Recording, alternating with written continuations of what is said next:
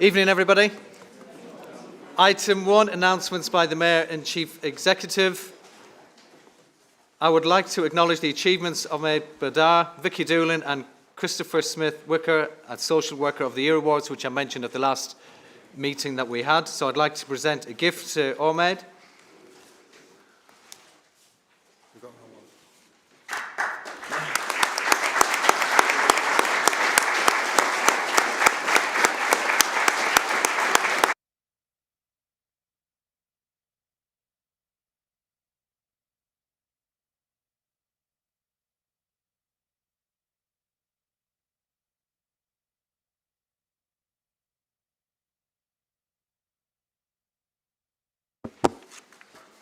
Thank you. I think that was a fantastic achievement.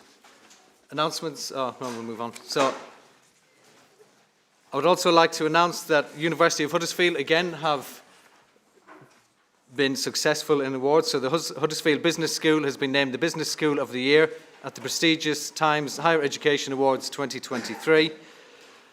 The awards judges commended the school for how it has embedded itself in the local region, putting an emphasis on supporting communities. In the past 2 years, Huddersfield Business School has driven numerous local projects, creating jobs and boosting local businesses. So again, another fantastic award for the university in our area doing brilliant work. I'd like to announce also that Steve Booth, civic attendant, is retiring after 12 years. Previous past mayors will know Steve very well. And I'd like to thank Steve publicly for his contribution, his work, his assistance, and everything he's done to support the Civic Office, mayors and deputy mayors over the last 12 years. And also like to say that we got the Dewsbury Mace this time. Previously we had the Batley one. I'm all-inclusive and incorporating all parts of Kirklees. Item 2, apologies for absence. Are there any apologies for absence? Councillor Sokol.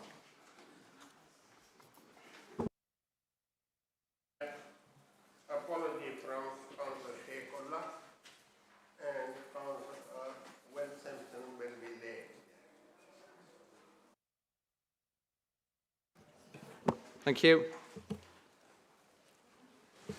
Any other apologies for absence?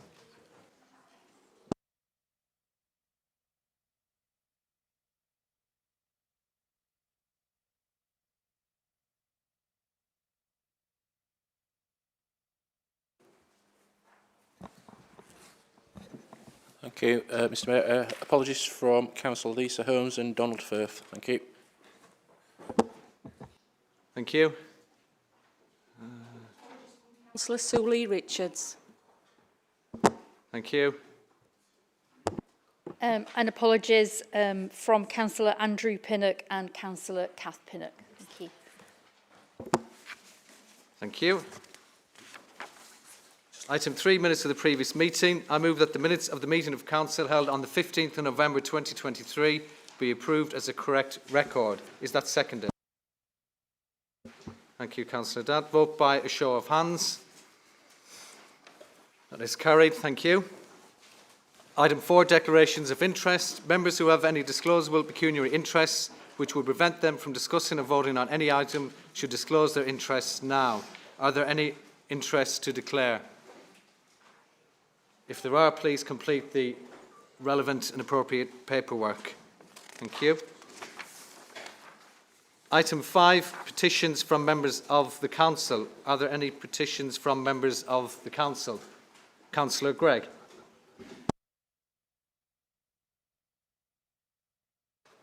Thank you, Mr Mayor. Just presenting you a petition for saving free parking in Kirklees and opposing price increases. These are additional to the signatures that were gathered and presented to Cabinet recently. Thank you.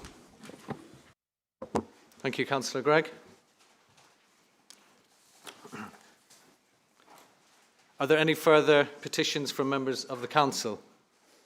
If not, in accordance with Council Procedure Rule 9.3, I direct that the subject... Excuse me? You're speaking now, though, so what would you like? Okay, I did ask. Councillor... On the board, Mr Mayor.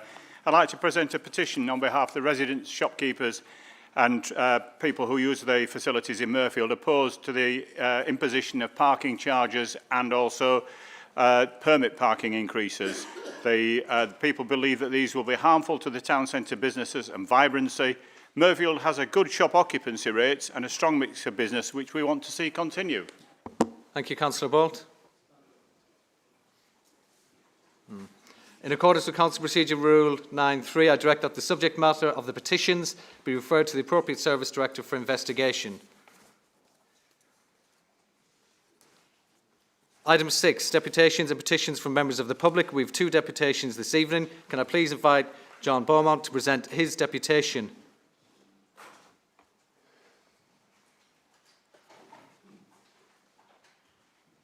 Welcome to the meeting. Mr Beaumont, you have 5 minutes to present your deputation to Council.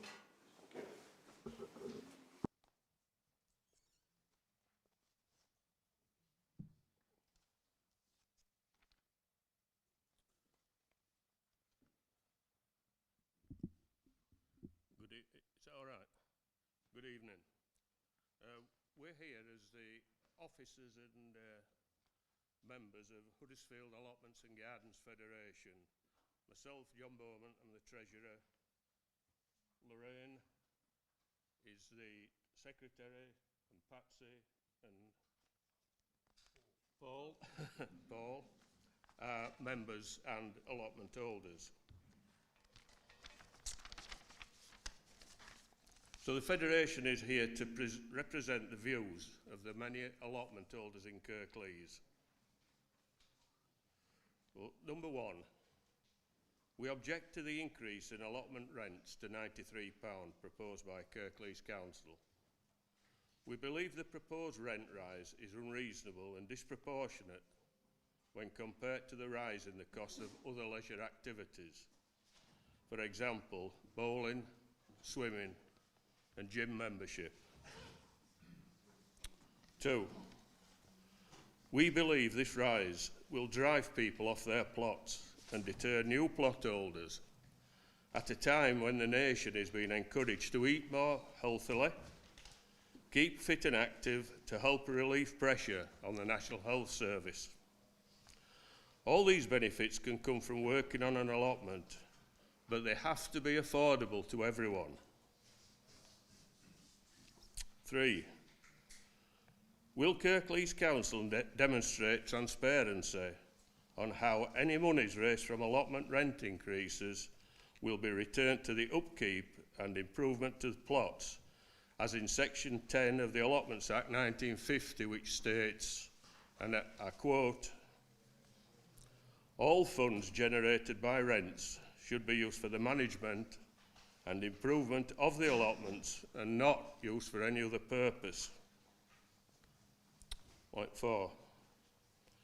Can Kirklees Council explain why proposed incremental rent increase in 2014, this is from the letter dated 17th of January 2014, at a rate of £10 per year plus inflation for the following 3 years was not followed through? And just 5, so we're asking that Kirklees Council, in view of these objections, will they review their pricing model? Thank you.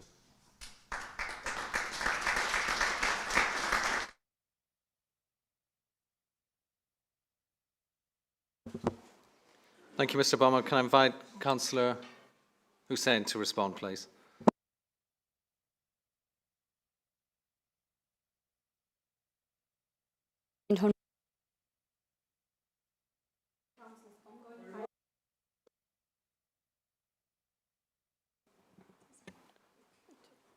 Can you hear? Right, okay, sorry. So Kirklees manages 1,900 allotments across 100 sites, and as a result of the Council's ongoing financial challenges, we needed to review all fees and charges.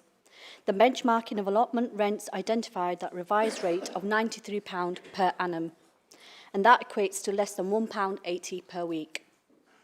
For a plot size of up to 250 metres per square, it's comparable with surrounding authorities and therefore represents what a tenant could reasonably expected to pay for an allotment. We also identified that the current income from the rents was falling short of the covering costs. In the financial year of 2022 to 2023, the income generated from rents fell short of costs of managing and maintaining our allotments by £116,589. The additional income generated by the increases will be used to fund management costs, water and essential repairs, all of which have been subsidised by KMC in previous years. I'm aware that we have a backlog of 2,000 people waiting for allotments and therefore demand is significantly outstripping capacity. But I do appreciate that the increased costs may have an impact of those wanting allotments, but we will monitor this over the next 12 months.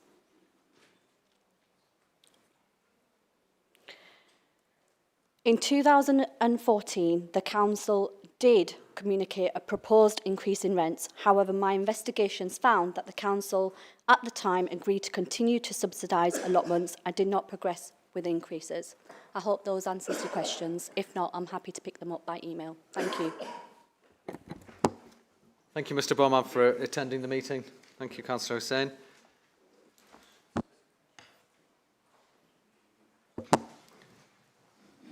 Second deputation, can I please invite Hanifa Darwin to present their deputation?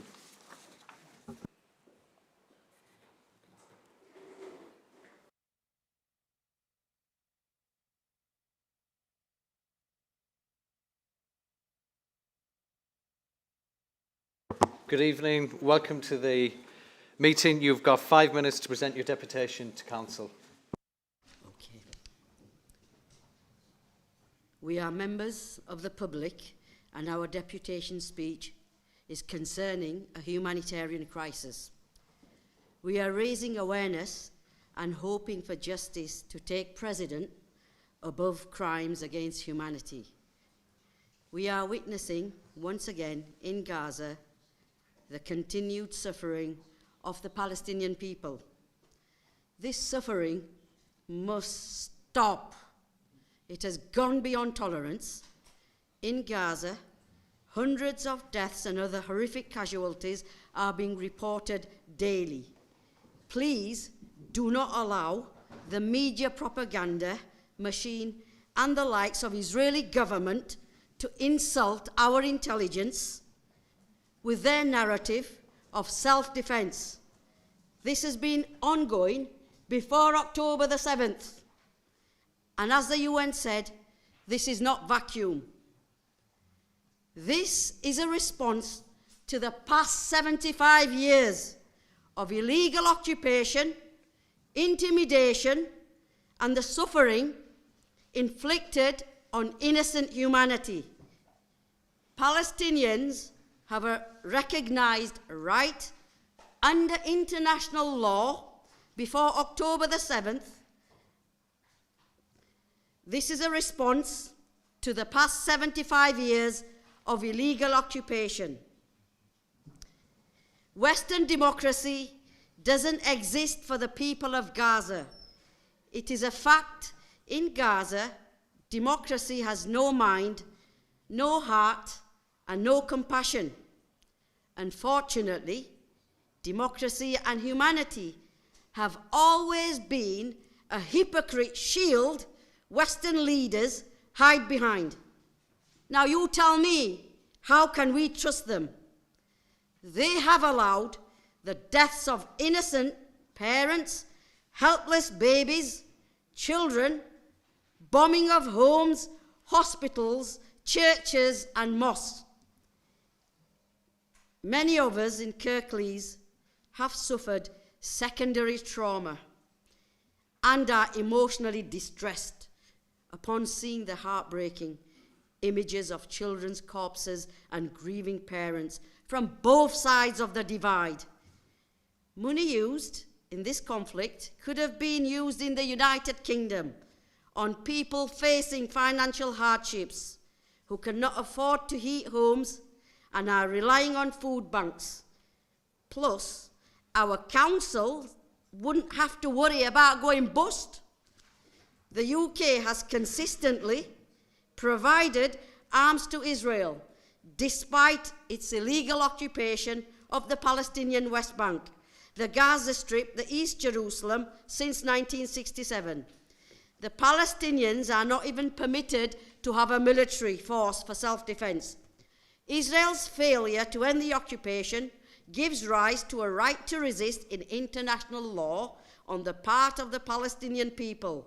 This is equivalent to the right that the Ukrainian people must resist, and the right the Ukrainian state may use force in self-defense against Russia's current war, including its occupation and purported annexation of certain areas in Ukraine. We need our elected representatives to put pressure on our government to openly condemn any Israeli breaches of international law, including the continued occupation of lands they have stolen since 1967, openly condemn the illegally built settlements, and then take concrete action against Israel to ensure it does this. This to take the form of an immediate full ceasefire with unrestricted and safe humanitarian corridors and access to aid in Gaza, an immediate call and demand for the implementation of UN Security Council Resolution 2334, for which Britain voted for, a call for sanctions to be imposed on Israel for illegally annexing Palestinian land and operating an apartheid system, release all the remaining hostages from both sides, implement an immediate two-way arms embargo with Israel if it does not abide by international law, and respect Palestinian rights. This includes cancelling export licenses for both military hardware and technology sales. Thank you for listening. Now let us all exercise our humanness and let Gaza and the humanity live. The world will not be destroyed by those who do evil, but by those who watch them without doing anything, as stated by Albert Einstein. Thank you for listening.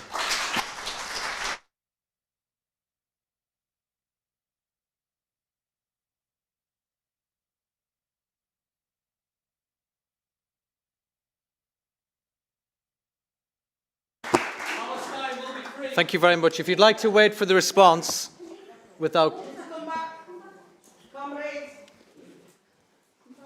Thank you for your deputation. I'd like to ask Councillor Bolt if we can just allow everybody to have their say without interruption. Councillor Scott. Ms Darwin, for coming today, and all of you that are present. This is an issue which has touched thousands of families across Kirklees and the UK, and it is a conflict that we witness in horror. Since the beginning of the conflict, Kirklees Labour Group has been outspoken in calling in the end of hostilities, which is killing civilians, and for over a month it's been calling for a ceasefire with hostages released, aid delivered, civilian life protected, and an immediate talks to resume on delivering a lasting peace that is viable for Palestinians alongside Israel. Indeed, in October, as a leader, I wrote to the Prime Minister outlining our concerns about what we were seeing happening to innocent civilians and Gazans. The siege, like the conditions in innocent Gazans they're living under, is unthinkable, unimaginable, with basic human necessities such as food, water, and medicines being withheld. Every day there is a volume of bombing in civilian areas which is killing and injuring hundreds of innocent people. Thus far, around 20,000 civilians have been killed. The BBC is reporting that nearly 100,000 buildings have been damaged in Gaza. These include schools, hospitals, civilian properties, and a number of civilian hospitals have been rendered non-functional due to the damage and the blockade on the energy and fuel. And internally, recognise illegal settlements continue to be occupied. On behalf of Kirklees Labour Group, in my letter, I asked the Prime Minister to take every step he could and every opportunity available to him to be an advocate for civilians and ending the horror that we see and facing every day. Sadly, we've not seen this from the UK government's approach to the conflict or a resolution from the United Nations so far. On the 7th of October, we all witnessed the abhorrent attack on innocent Israeli civilians by Hamas, a terrorist organisation whose founding charter outlines its purpose as genocide of the Jewish people. This was the deadliest attack on the Jewish community since the end of the Holocaust, and around 240 civilian hostages were taken. I want to make it absolutely clear, we utterly condemn Hamas and their unthinkable attacks on Israelis. But I also want to make it clear that Hamas is not the Palestinian people, and Palestinian people are not Hamas. So in face of such attacks, all nations have a right to self-defence. But since the 7th of October, we've seen a scale of response which is disproportionately hurt innocent Palestinian families. Whether they are committed to Hamas or the IDF, all atrocities committed against civilians must be condemned in the strongest possible terms and investigated by the appropriate international authorities. The ceasefire that was secured on the 24th and the 30th of November, whilst a number of hostages were released and provided much-needed respite for desperate civilians to get aid from agencies into Gaza. And importantly, it demonstrated that hostilities can cease if there's political will by actors in the region to do so. That is why it's essential that we need to see an end to these hostilities so that all parties can come round the table with hostages released and negotiations taking place, not just to deliver a ceasefire, but we want a lasting peace. Because its only long-term solutions to this crisis is a political one. And the UK should be playing a greater role in delivering that. The UK has a historic role in this conflict. And that means we have to be the responsibility to play our part in supporting the innocent civilians caught up in it now. Whether they are Palestinians or Israeli, the innocent children of that area deserve better, to have an opportunity to live their joyful and prosperous lives, just as we would hope for our children here. That's why I reiterate my call of my Labour group for a ceasefire with the hostages free and for hard work and talks to begin and to deliver a lasting peace to a two-state solution. And I want to reiterate again the total condemnation for all forms of racism, including anti-Semitism and Islamophobia. These have no place in modern society and no place here in Kirklees. We've seen too much pain in our communities here in Kirklees, and as this conflict has continued to unfold, it's going to increase if we don't use our voices. And we have seen too many people seeking to exploit this pain for political gain. This is not time for games. This is not time for hatred, and it's not time for division. So I want our communities out there and across Kirklees to know that we feel your pain and we do stand with you. And thank you so much for your deputation tonight. Thank you.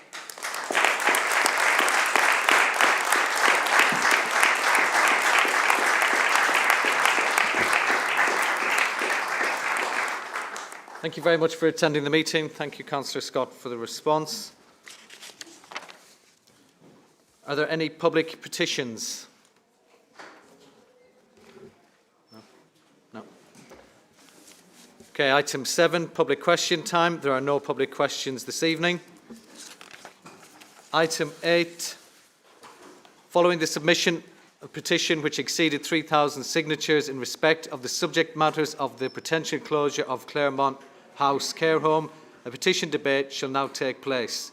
Can I invite the representative of the organiser of the petition, Donna Mallinson, to make a representation to the meeting for a maximum of 5 minutes, and then the Council may debate the petition for a maximum of 15 minutes.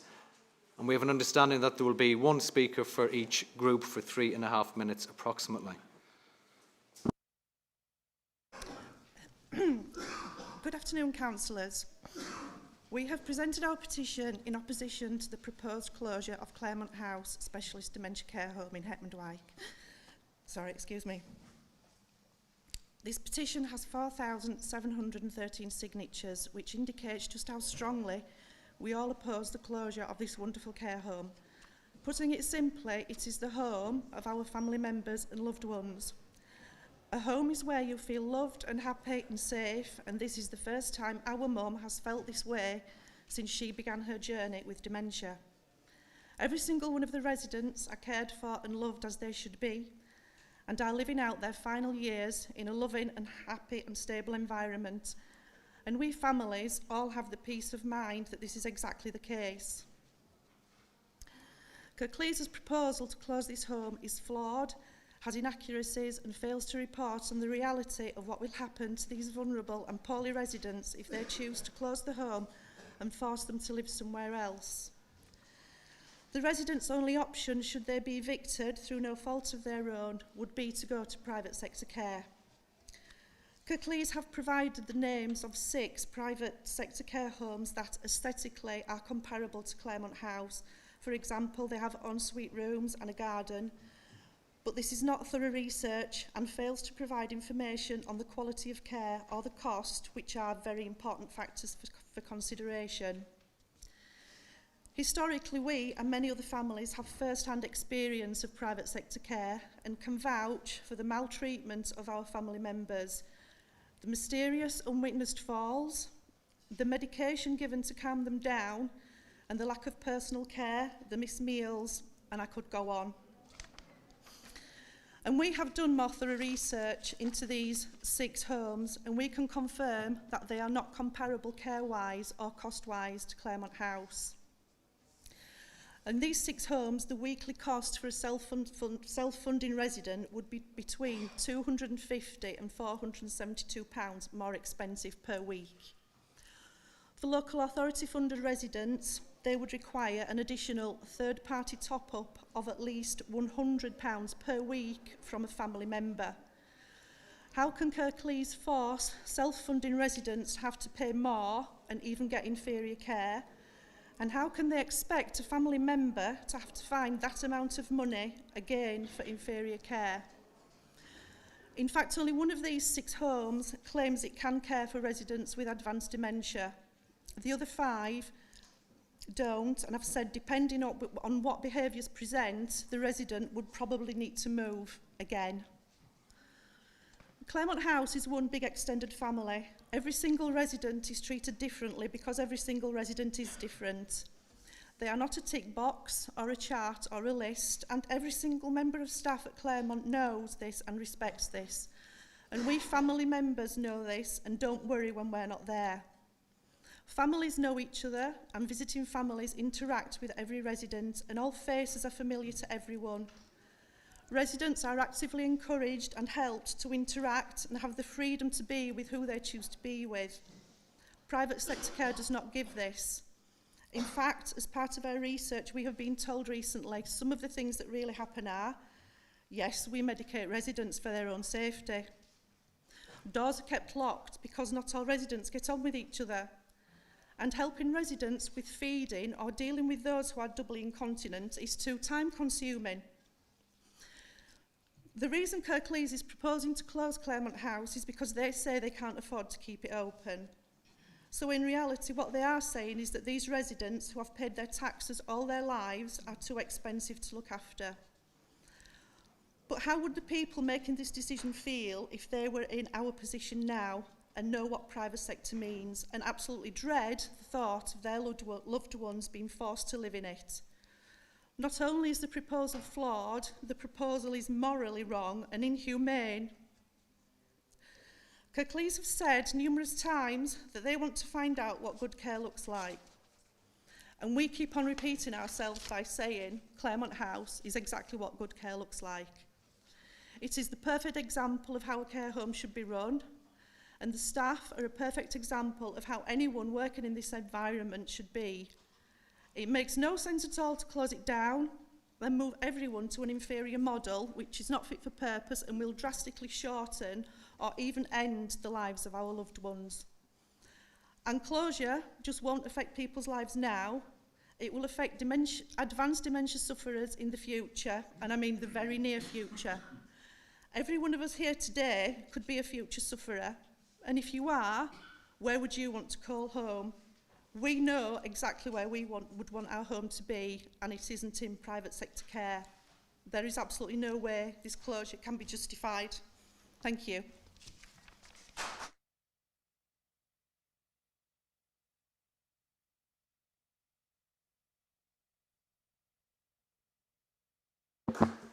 Thank you, Donna. Can I ask Councillor Ramsey to respond?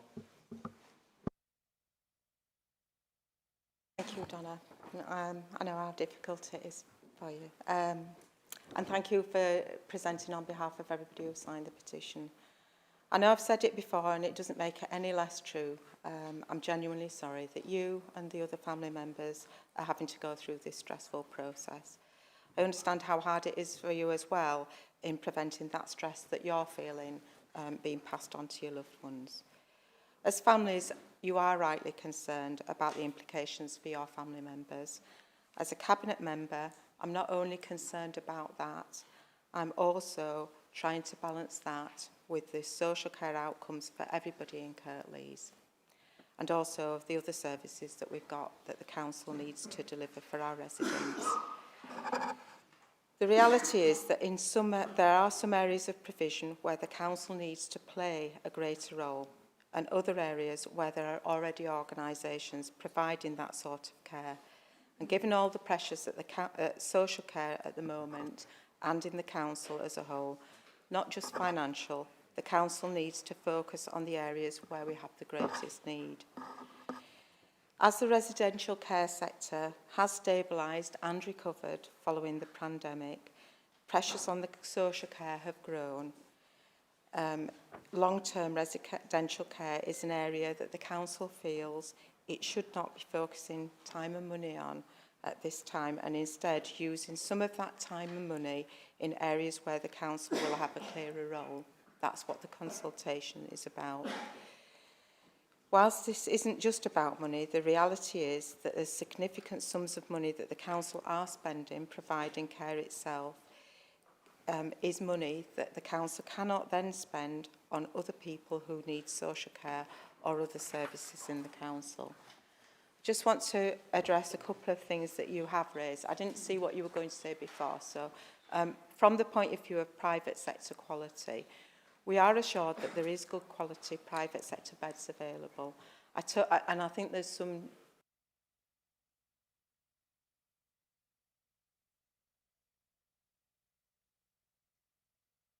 didn't want to start any individual conversations during the consultation, as your focus rightly has been 100% on making the argument to keep the homes open.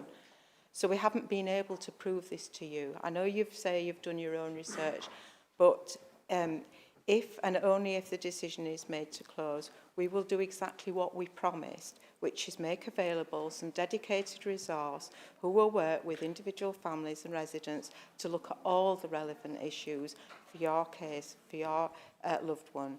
The care surroundings, the geography, the look, the feel of the home, the approach, cost, whether there are some residents that want to be transferred together, etc.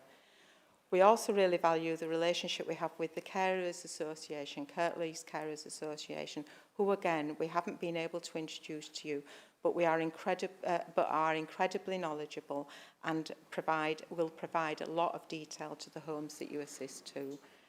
Don't know how I'm doing for cat time. Yeah, you're well over. All right, okay. So thank you again, Donna. Am I allowed to say No, we're going to have members respond first. Councillor Hall.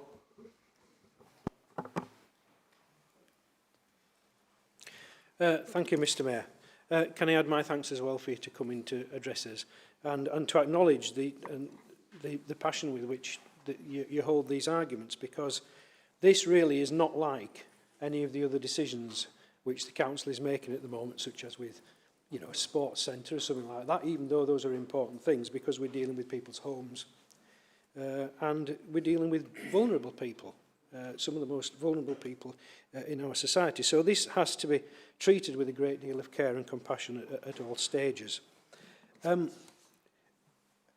just think we ought to recognise that we shouldn't really have had to come to where we are at the moment. And I do feel that successive administrations have taken their eye off the ball as far as the running of some of these facilities are concerned, because we have care homes which are quite far under capacity and they're very expensive to run.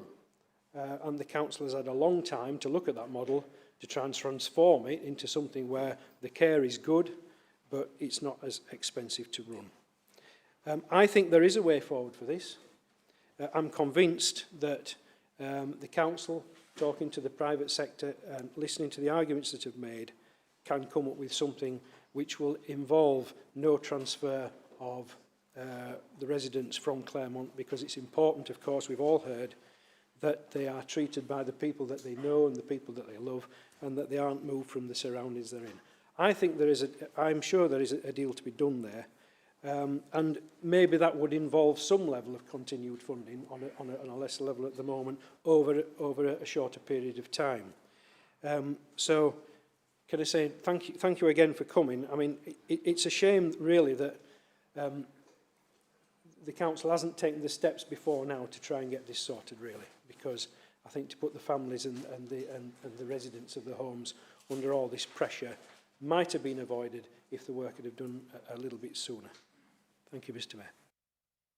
Thank you, Councillor Hall. Councillor Davis. Thank you. And I'll just add my own thanks and my own appreciation of what you shared with us today. I'm going to take this at a slightly personal level at the moment, because this is personal to me. I'm not going to get emotional, but my own mother is in a care home in Kirklees with quite advanced dementia. So I understand where you are with this. I just want to express that. And it isn't just about the individual residents who's getting used to a new place. I've seen my mum go through this. Every time a resident is moved from one place to another, it isn't about them getting used to new faces and a new location. That step change in routine and taking residents away from their familiar face, their familiar situations, leads to a massive deterioration in their dementia. It takes that person further away from their people, from their families, and they'd never come back from that. However sensitively you look at relocating somebody, however lovely the private care home is. My mum's in a private care home. They're not all dreadful. I can talk to you about that. But they never come back from that. It's a step change in deterioration. People never come back to where they were before. You're taking these family members further away from their loved ones, not just geographically, but emotionally and in that personal thing. In the wider impact, you mentioned about the wider social impact and the wider benefits of the community by saving money in one place to spend elsewhere. There's already anxiety out there in the community about dementia care, the lack of places, the lack of daycare facilities. I know people who are looking after people in their own homes who don't have the access to funding. They're looking at this story here and they're frightened for their own family members and what's going to happen to them going forward. So with that all said, before I break down myself, I'm just going to urge that we actually review this fully and properly and keep these people in their homes. Thank you.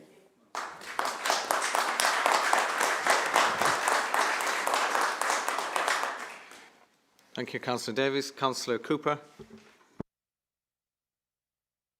Your deputation and for the petition and a lot of the issues that you've raised are exactly the same issues that are being faced by the families of residents at Castle Grange in Newsham.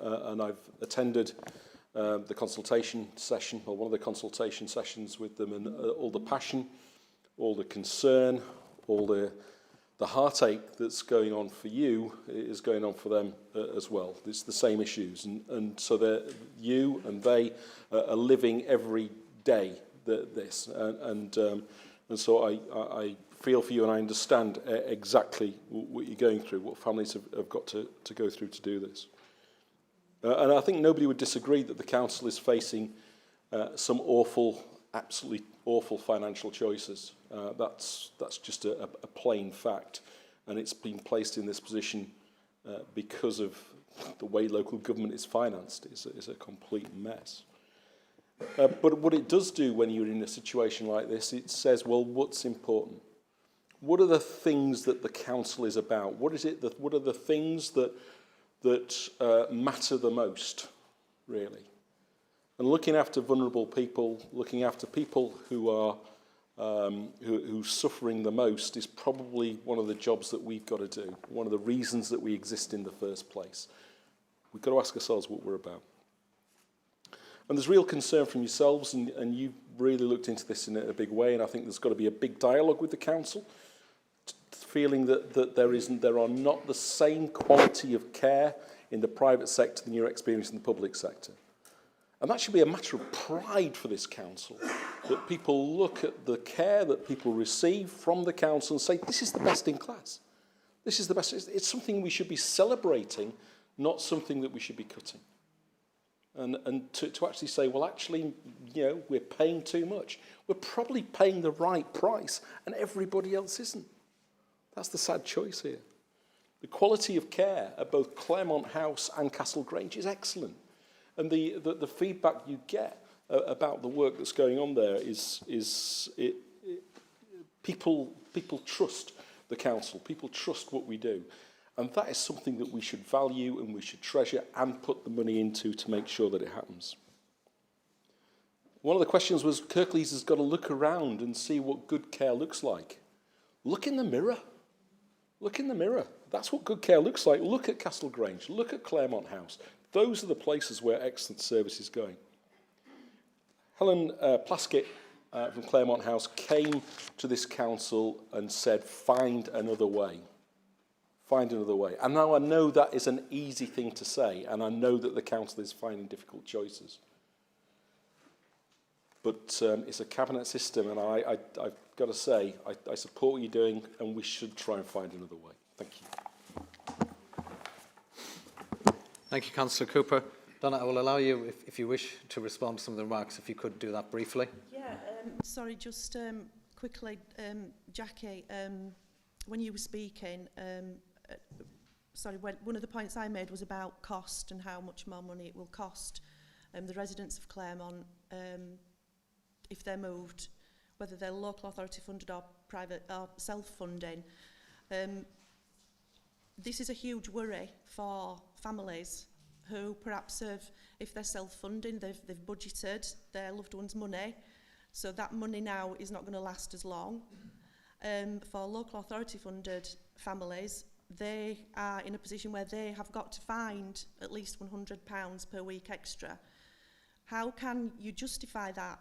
How can that be morally right to do? And sorry. This question has briefly been answered in a Q&A that we've received by email, and it said that social workers would be advocates between the residents and the homes regarding the top-up fee, but that is just words, that's not promising anything. And it said in cases where an agreement cannot be made, the resident would have to find a place that is not that doesn't require a top-up. So there are so many grey areas that are causing families so much worry, and this is going to go on for months now. So the difference in cost is massive for us. Thank you. What I would ask is that if Councillor Ramsey if she could respond with you directly, okay. Meet with you or respond. Will that be okay, Councillor Ramsey? Yeah? Okay. Okay, thank All you. right. Thank you. Thank you.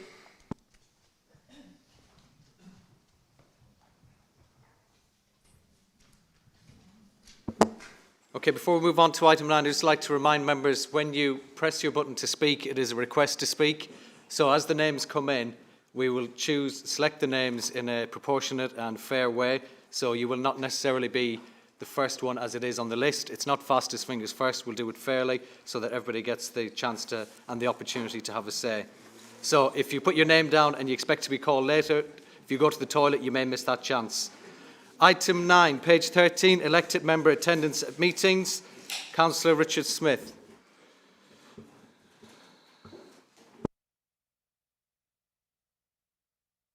Mayor, I would just like to move the report on item 9. Thank you.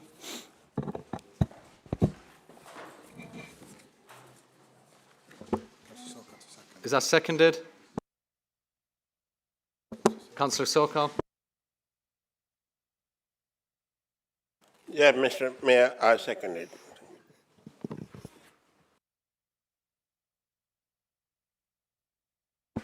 Are there any comments on this matter? Councillor Lawson. Mayor, very briefly, just to wish Councillor Firth our best wishes from this side of the chamber. Thank you. Councillor Scott. Equally the same, if you pass on our regards from our group to Councillor Firth.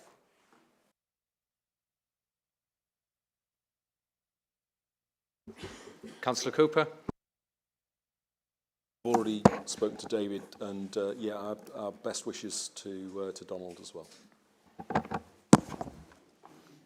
And I would also like to pass on my best wishes to Councillor Firth as well. Can we go to the vote, please, by a show of hands? All those in favour? Thank you. No. Against? Abstentions? That's carried. Item 10, page 17, Council Tax Reduction Scheme, reference from Cabinet. Councillor Turner. Mr Mayor, thank you. This is a rather lengthy report, as Council has seen. So we're pleased to know that I intend to be reasonably brief. Section 13A of the Local Government Act requires each building authority to have in place a council tax reduction scheme that allows us to provide council tax relief to those in financial need. We last changed this scheme in April 2018.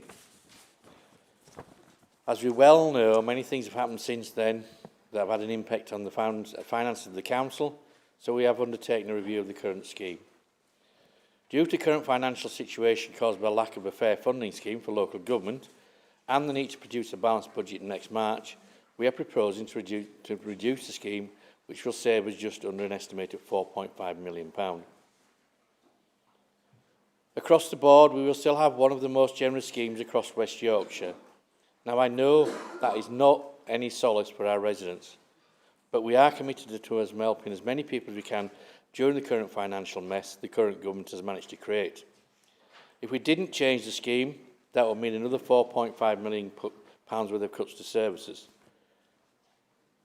I take absolutely no pleasure in proposing this report today, and of all the reports I brought to Cabinet and Council over the years, this is absolutely the worst one.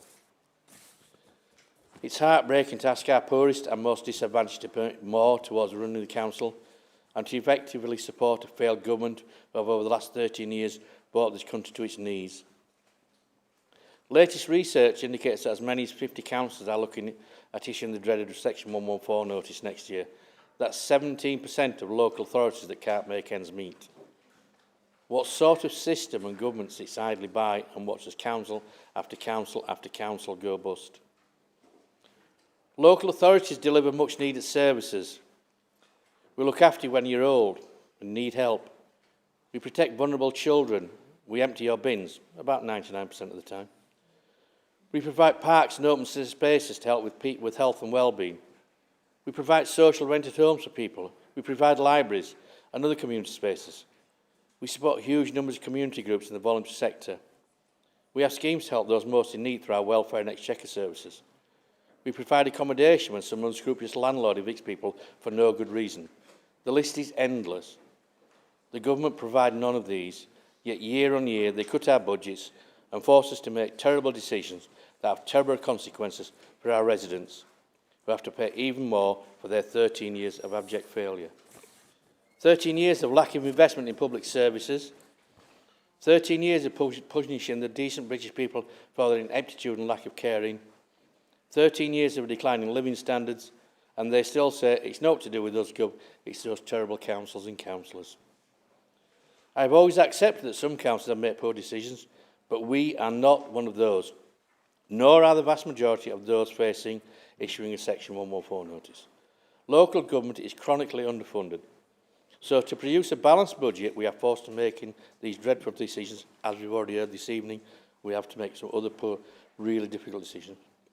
Mr Mayor, sadly, against all my principles, I ask Council to approve option 2 in today's report and allow this report for approval. Thank you.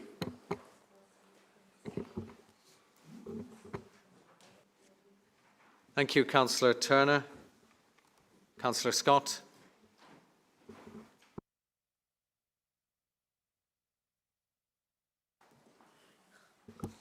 Thank you, Councillor Scott. Are there any comments on this matter? Councillor Lawson. Only one on the list. Thank you, Mayor. Sorry, Mayor. Yeah, no, I said I appear to be the only one on the list at the moment, so thank you, Mayor, for that. Thanks to officers. They've brought this together. It's a lengthy report, as you said, Councillor Turner. So thanks for officers to pulling together in these constrained times and making that work. I always look around about this time of year to what changes might have been made to the reduction scheme, and for a long time now there have been no changes.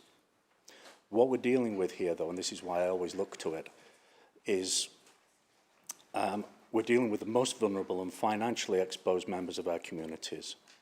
While £4 million is a very big number, and that's roughly about what we hope to save here, it's a very big number off our budget gap. I think it's just worth making a couple of points, and I think where I begin is page 27 of our report, which is the scenarios. The first one, scenario 1, is Mel and Don and Mitchell. Their increase suggested comes to around about £80 annually.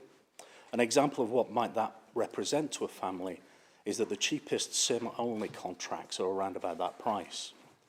Now, I can tell you from experience how difficult it can be to deliver food parcels, and I'm sure there are some people in this room who do the same thing, to somebody without a working phone. Never mind it dealing with the more complicated services and inquiries that they might encounter when dealing with a council. Scenario 2 is Amanda, Mark and Rebecca. Their rises around about £409 a year. And as discussed in the motion later, or that we've got in the motion later, the Children's Society give an average of school uniform costs of around £422. Scenario 3, John and his twin 3-year-old daughters, his rise is £261. And that's the equivalent of somebody taking a week of income off his family. And anybody who's had children and they've known parents of twins, or they've had twins themselves, know that the costs with twins, they're exponential. They're more than twice what you would expect with a single child. There are more scenarios, and I could go on, but you get the picture. I would like to have seen an example of a care leaver in those scenarios, because I struggled to pick out of that report what their situation might be. And I would say that Labour must tread lightly here and take care to fully understand what these numbers on the paper mean to the people who are going to actually receive them. Those consequences aren't just for the folk who are having money ladled from their budgets into ours, but have we considered the consequences for our reclamation teams in terms of funding capacity in any new burdens that come along, and while we're looking to dispose of full-time equivalents elsewhere?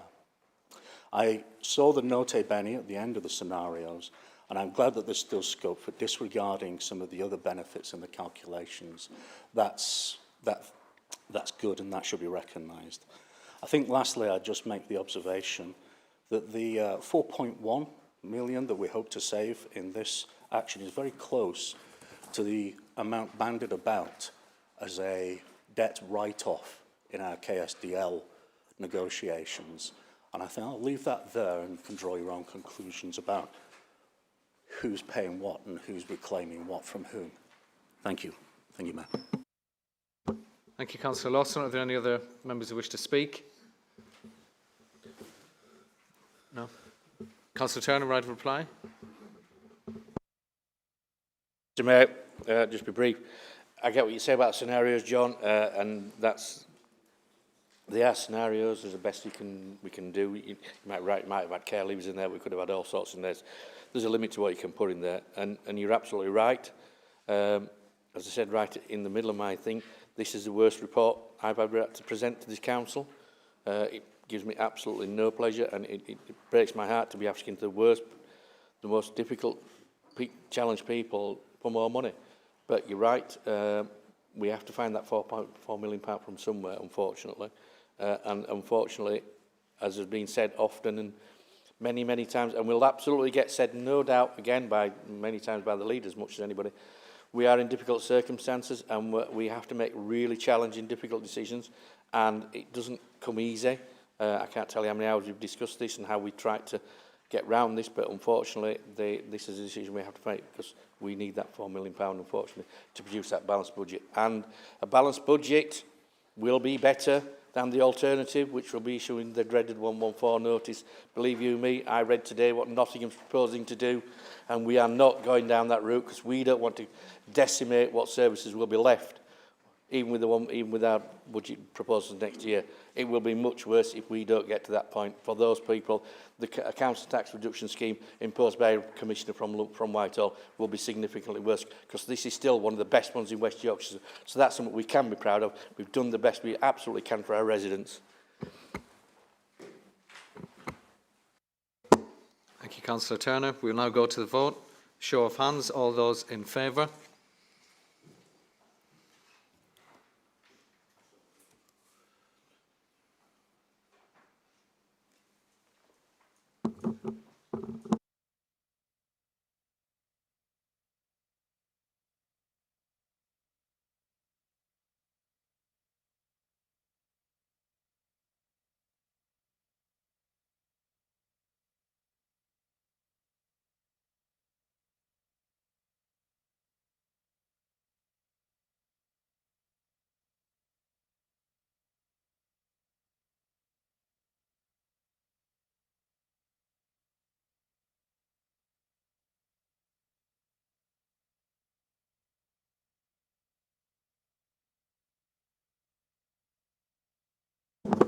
Thank you. Those against?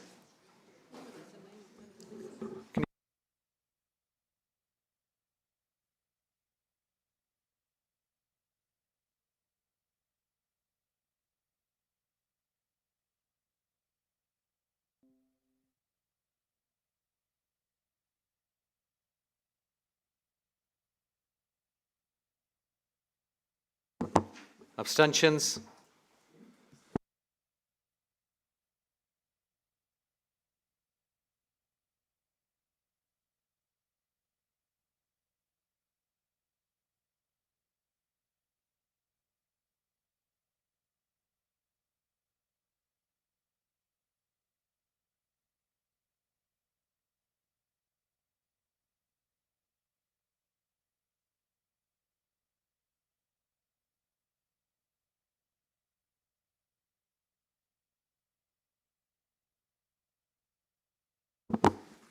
Thank you. That is carried.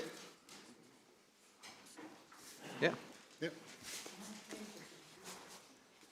Item 11, written questions to the Leader, Cabinet Members, Chairs of Committees and nominated spokesperson. A written list of submitted questions has been circulated. There are 7 in total. I will now invite members to ask their question in turn and the appropriate Cabinet Member will respond. 1 supplementary question to each submitted question is permitted. Councillor Greaves. Thank you, Mr. Mayor. I had hoped to raise these in the petition, but I understand it was just for groups. Sorry, Councillor Greaves, just one moment. Can we ask all members just to really difficult to hear, and some members have complained that they can't hear when people are speaking. So if we could afford everybody the courtesy of being quiet and allowing those to speak, that would be great. Councillor Greaves.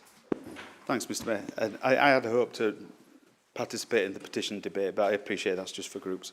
So my question is, will consideration be given to reconfiguring the services that are offered at both of the care homes to generate additional income by enabling the dementia homes to use their skills and resources that they have to provide more day support and more respite provision to people living with dementia in the wider community? Councillor Ramsey. Thank you very much for your question. Thank you, Mayor. Our offer for short stay respite currently remains in place for families within Claremont and across the wider sector using independent sector beds.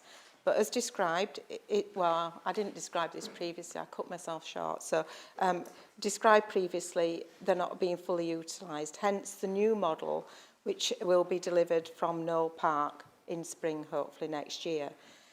This morning, there were 5 referrals for Claremont, all with admission dates over the next 2 weeks. 1 person is due to be admitted today. In addition, there are 40 independent sector homes across Kirklees advertising short stay beds. I think what I'm trying to say is that they're not fully utilised, aren't the beds that we've got available. People are choosing to use short stay respite beds in the independent sector. We also have the ability to spot purchase respite beds.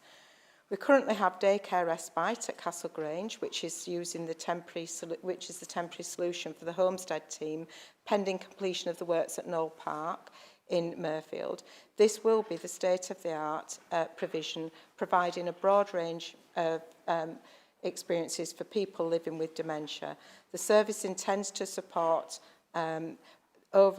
people over an extended 7-day period and through into the evenings in line with demand.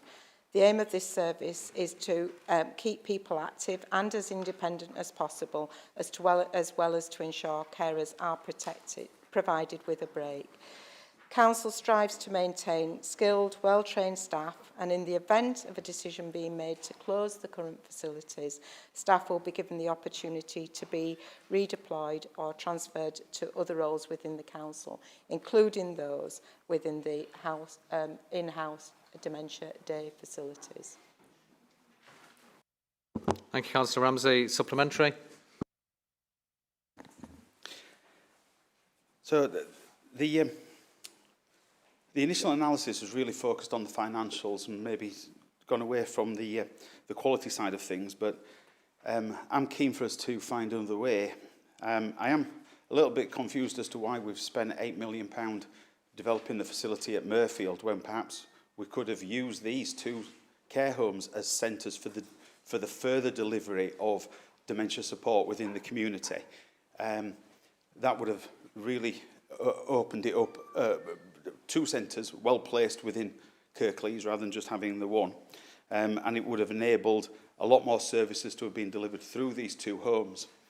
Equally, within the financial assessment, there's nothing in there really that covers off the contributions that are being made by respite care beds or daycare provision and the allocated overheads. Well, when you allocate overheads, unfortunately, a lot of those overheads will not be saved by closure. They'll just get reallocated to somewhere else.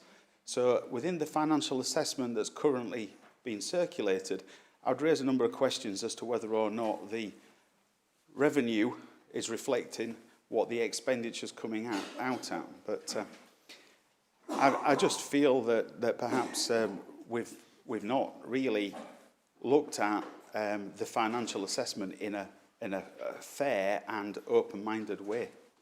Thank you. Thank you, Councillor Greaves. Councillor Ramsey.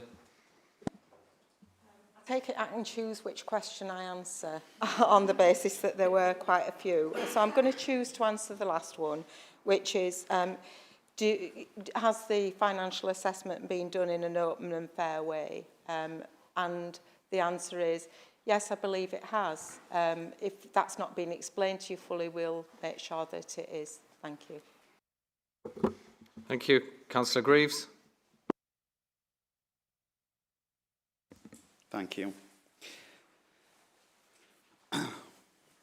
If the decision is made to close the 2 dementia care homes, will the council look to sell, lease or transfer the buildings to a private care operator and 2P the staff over so that residents can remain in place?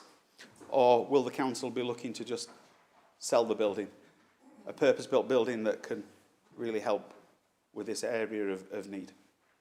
Thank you. Councillor Ramsey.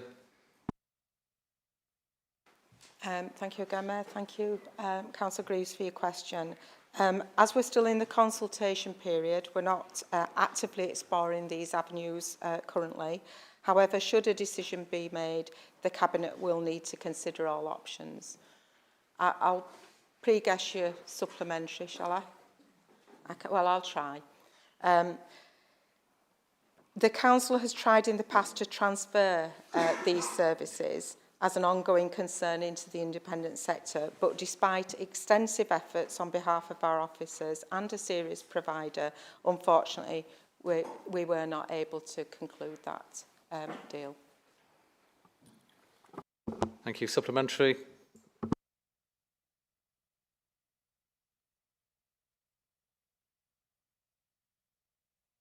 Yeah, sorry, thank you.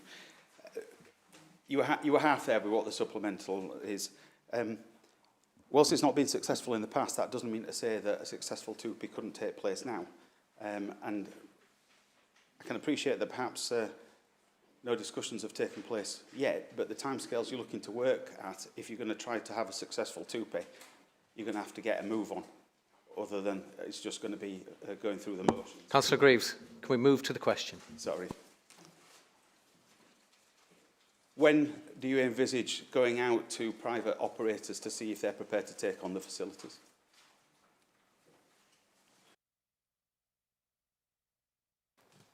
Thank you very much for your advice. I'll take it back and discuss it with officers.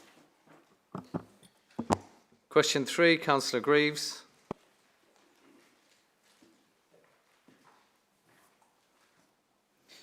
Thank you. At the previous meeting, members may remember that I'd raised the issue about the non-collection of Section 106 money from some developers, £150,000 that related to park and play money from 3 Meltham developments. And I'd encouraged this council to pursue those vigorously and to perhaps look at issuing statutory demands to force the developers to pay up. Well, that was at the last council meeting. The money's not been paid. So, has the council issued a statutory demand for payment, and will it proceed with bankruptcy petitions if the debts are not settled immediately? Councillor Turner.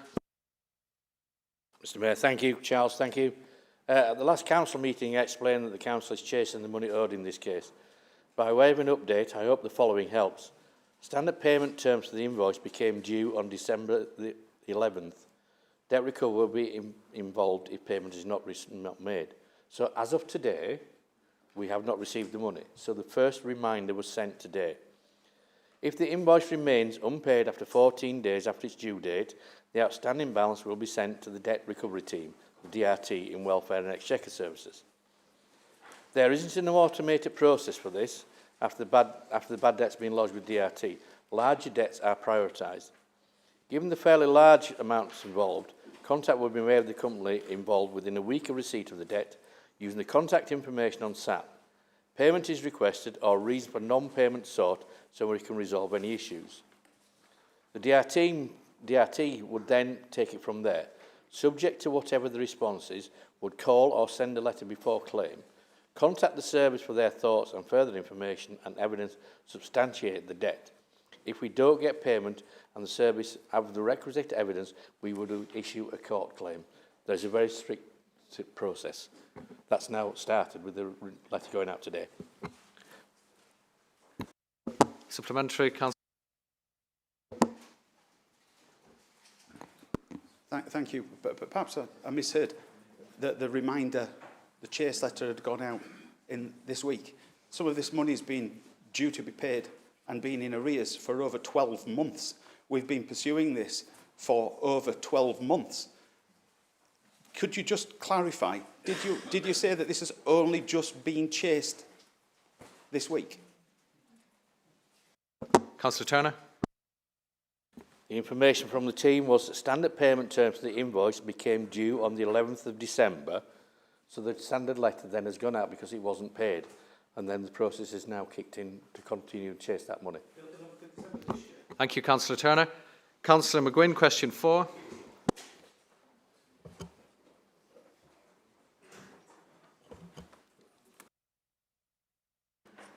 Hi. The art gallery closed in the library building several years ago. What is the estimate time for its return to the former library building? Thank you, Councillor Hussain. Thank you, Mr Mayor. Thank you for your question, Councillor McGuinn. I was hoping you would email me, like you email me your casework to resolve. This question could have easily been dealt by an email. The refurbishment of the old library to house and museum and gallery is in phase 2 of our Cultural Heart programme, and the target completion and opening date is... Councillor Hussain, I do apologise. Councillor Greaves, please. Sorry. The refurbishment of the old library to the house and museum and gallery is in phase 2 of the Cultural Heart, and the target completion and opening date is Q3 of 2027. Councillor McGuinn, supplementary.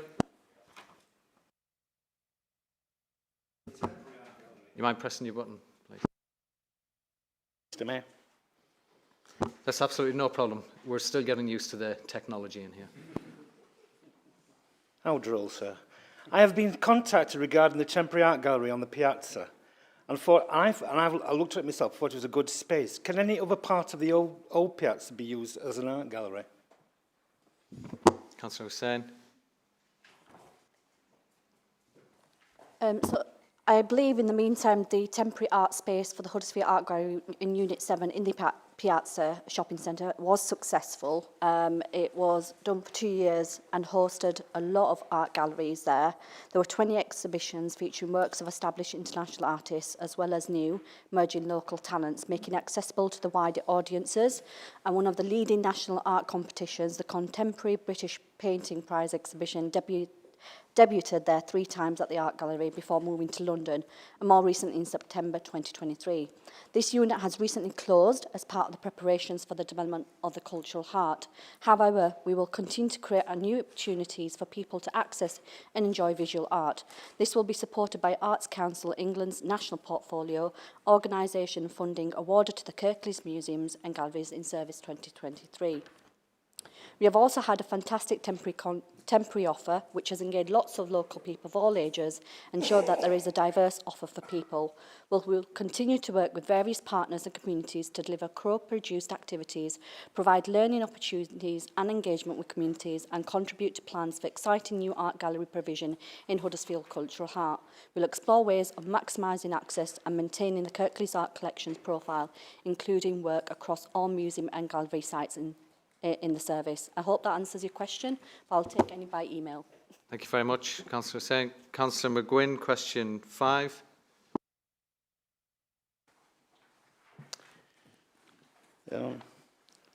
What has happened to the books that were in the former library building? Councillor Davis.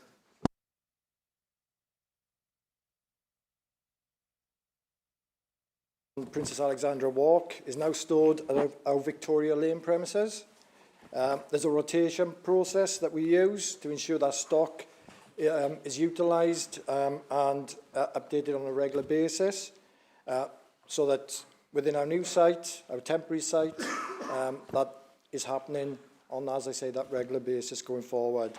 Also, of course, at the key locations within the services. Any of the items that are currently in storage, as you probably know, can be requested through the normal procedures within the libraries. Councillor McGuinn, supplementary. Yeah, I've got here a book called Sounds Appealing. My wife teaches elocution. She hasn't done a great job on me, but there you go. She couldn't get this from the Kirklees Library. What she did, she bought it online. Well, I helped her buy it. And actually, it's from Kirklees Library. So what I'm asking is, how many books have been sold from that stock? How do How many? I don't expect you to give me the answer now. It might be you have to look into it. How many? What percentage of the books do Kirklees sell per year? I'm from a bookshop in Edmonton, I've got it. No, Thank you, Councillor McGuinn.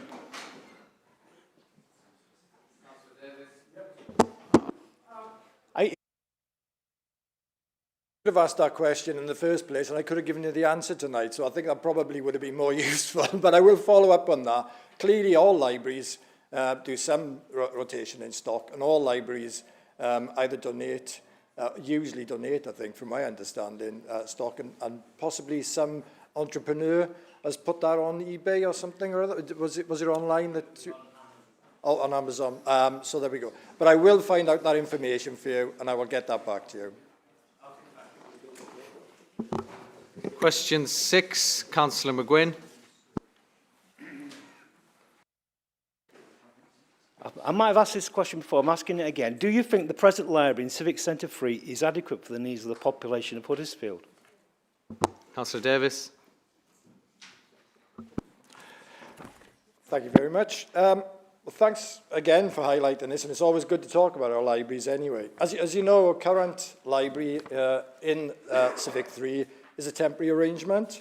It's pending the development of the new library and part of the cultural heart. It's not the only library building in the town centre, and we have local collections being housed in the former Argos building. So just to give you some insight in terms of how the temporary arrangements are working, the Huddersfield Library facilities are currently delivered across both Civic Centre 3 and Victoria Lane, where there are different environments and services providing more flexible options for users. An example being people using a PC or studying at Victoria Lane because they believe that's a quieter space and they feel more comfortable there. Actually, IT usage has increased at the moment in Huddersfield, suggesting that the smaller number of desktop PCs are being used more efficiently. And particularly as the current location, where we co-located, people are also using the customer service centre devices for certain functions, and that increasing our numbers of people using our Wi-Fi with their own devices. So the combination of that is actually giving us a better coverage in terms of IT usage. We're also rolling out a more flexible approach to public access IT, providing future options for users. We're using the spaces more flexibly to support our core groups, events and activities. And within the co-located space, we're using the customer service centre booths when they're closed, and the space when they're closed. So again, people using the library can utilise that space. I'm working with wider partners to do that as well. The same, as I mentioned earlier on, the same level of stock is available across the service. And as I mentioned, it is refreshed on a regular basis at Huddersfield. And again, I'm sure you know, we have free reservations, which mean all stock continues to be accessible to users. We're absolutely interested in listening to our users and acting on feedback from Huddersfield users that they would prefer more space for study and relaxation. So we've shifted shelving units in order to accommodate that as well. So overall, taking that flexible approach has in many ways improved our offer in the current location. There are a whole range of other libraries, which again, I think we're all aware of, which also provide support for people in this area. So I have Linley, Rawthorpe, Dalton, Golka and Deaton, and of course, Birkby and Fartown. And that's without the libraries in our smaller towns surrounding Huddersfield. But in short, you know, if the present location of Civic 3 was a permanent situation, then I would probably agree that that wouldn't be suitable going forward. However, it is not. It's a temporary arrangement. We will have a new, exciting environment as part of the cultural heart going forward. And certainly, I'll be looking forward to that. I know our library staff are looking forward to that. I'm sure our citizens in Kirklees are also looking forward to that. Thank you. Thank you, Councillor Davis. Supplementary. More shelf space in the new library than there is at the present. Councillor Davis. be more than happy to arrange a sit down with yourself and with the libraries team that can take you through all the options they're looking at for the new space, and any feedback you've got, Bernard, we'd be more than happy to take that on board as well. So we can organise that if you'd like, and then that'll give you that bit more of that insight, and hopefully that doesn't mean we have to have this bit of a debate in council then. So I'll get that organised and get the libraries team to set up a call with yourself or a face-to-face meeting. Okay? Okay. Thank you, Councillor McGuinn. Councillor Davis. Councillor Munro, question 7.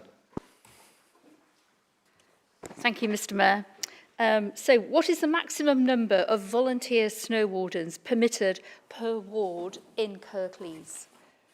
Thank you, Councillor Munro. Councillor Crook.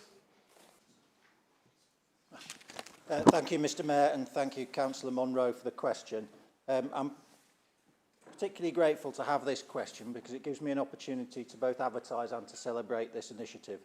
The Snow Warden scheme is now in its second trial year and has been adjusted and expanded since year 1, and I think this adjustment went to scrutiny in September this year.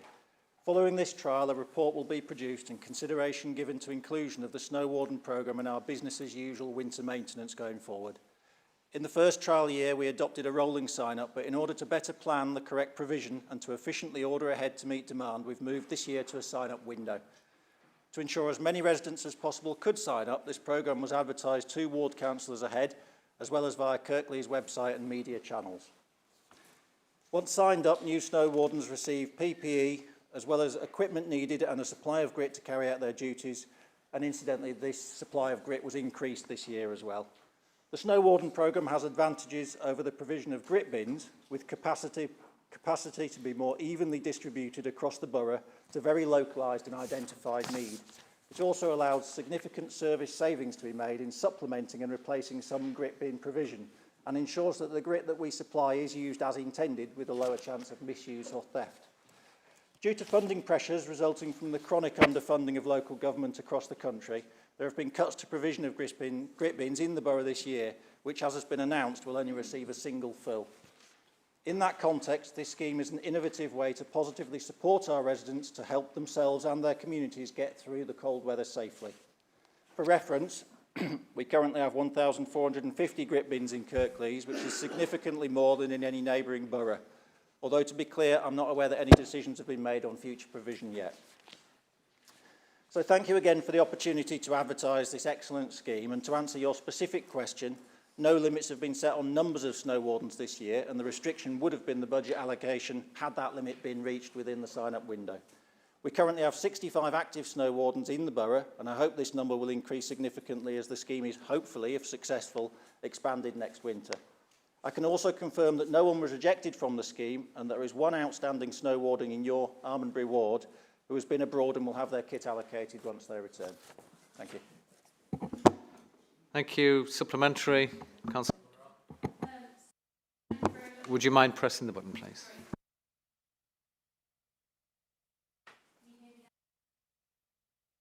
Can you hear me now? Yes. Right. Okay. So can you tell me what then residents do in Lindley and Cleckheaton and for the majority of Almondbury, as there's only 1 person applied in Almondbury to be part of this scheme, when we have the next freezing spell and there's no grit in the grit bins? Thank you. Thank you, Councillor Monroe. Councillor Crook. Thanks for the supplementary question. So, as I've said, the grit bins, the whole network of grit bins, 1,450, have been fully stocked with grit this year and still constitute a larger supply of grit to the communities than in neighbouring boroughs. So I hope that there will still be safe provision in all of the wards. I would encourage councillors in those wards to advertise the scheme, should it go ahead next season, to their residents, and hopefully we'll provide through that provision better. As I also said, the reason that we're having to rationalise provision of winter service is because of the chronic underfunding of council, and in light of the presentations we've had earlier this evening, you know, it is understood in that context that every service needs to be looked at. So this year we're continuing with the complete contingent of grit bins. We continue to grit all of the highways, and we have the Snow Warden scheme running, and I hope that we will be able to continue to keep our communities safe in future years. Thank you. Thank you, Councillor Crook. That concludes item 11. Item 12, page 283, the minutes of meetings of the Cabinet and Cabinet Committee. Local issues are here for information to note. We will have a short break of at least 10 minutes. Please listen for the bell. Thank you.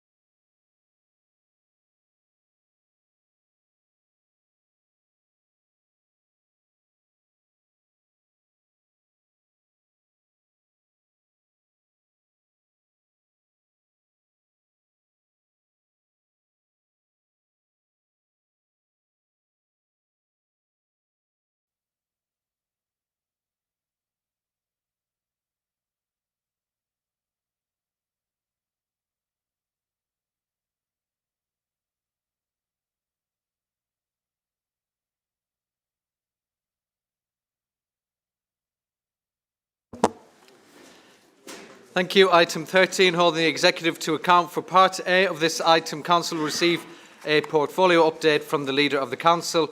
Oral questions, comments to Cabinet members on their portfolios and on Cabinet minutes will be at Part B.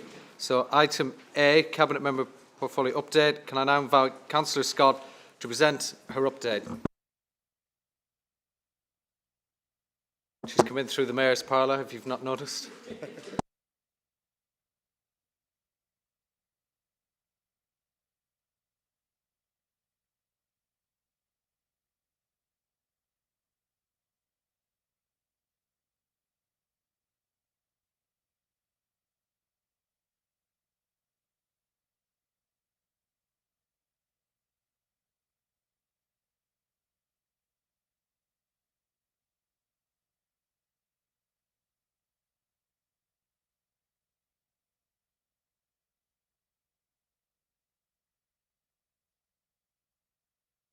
For the people who need them.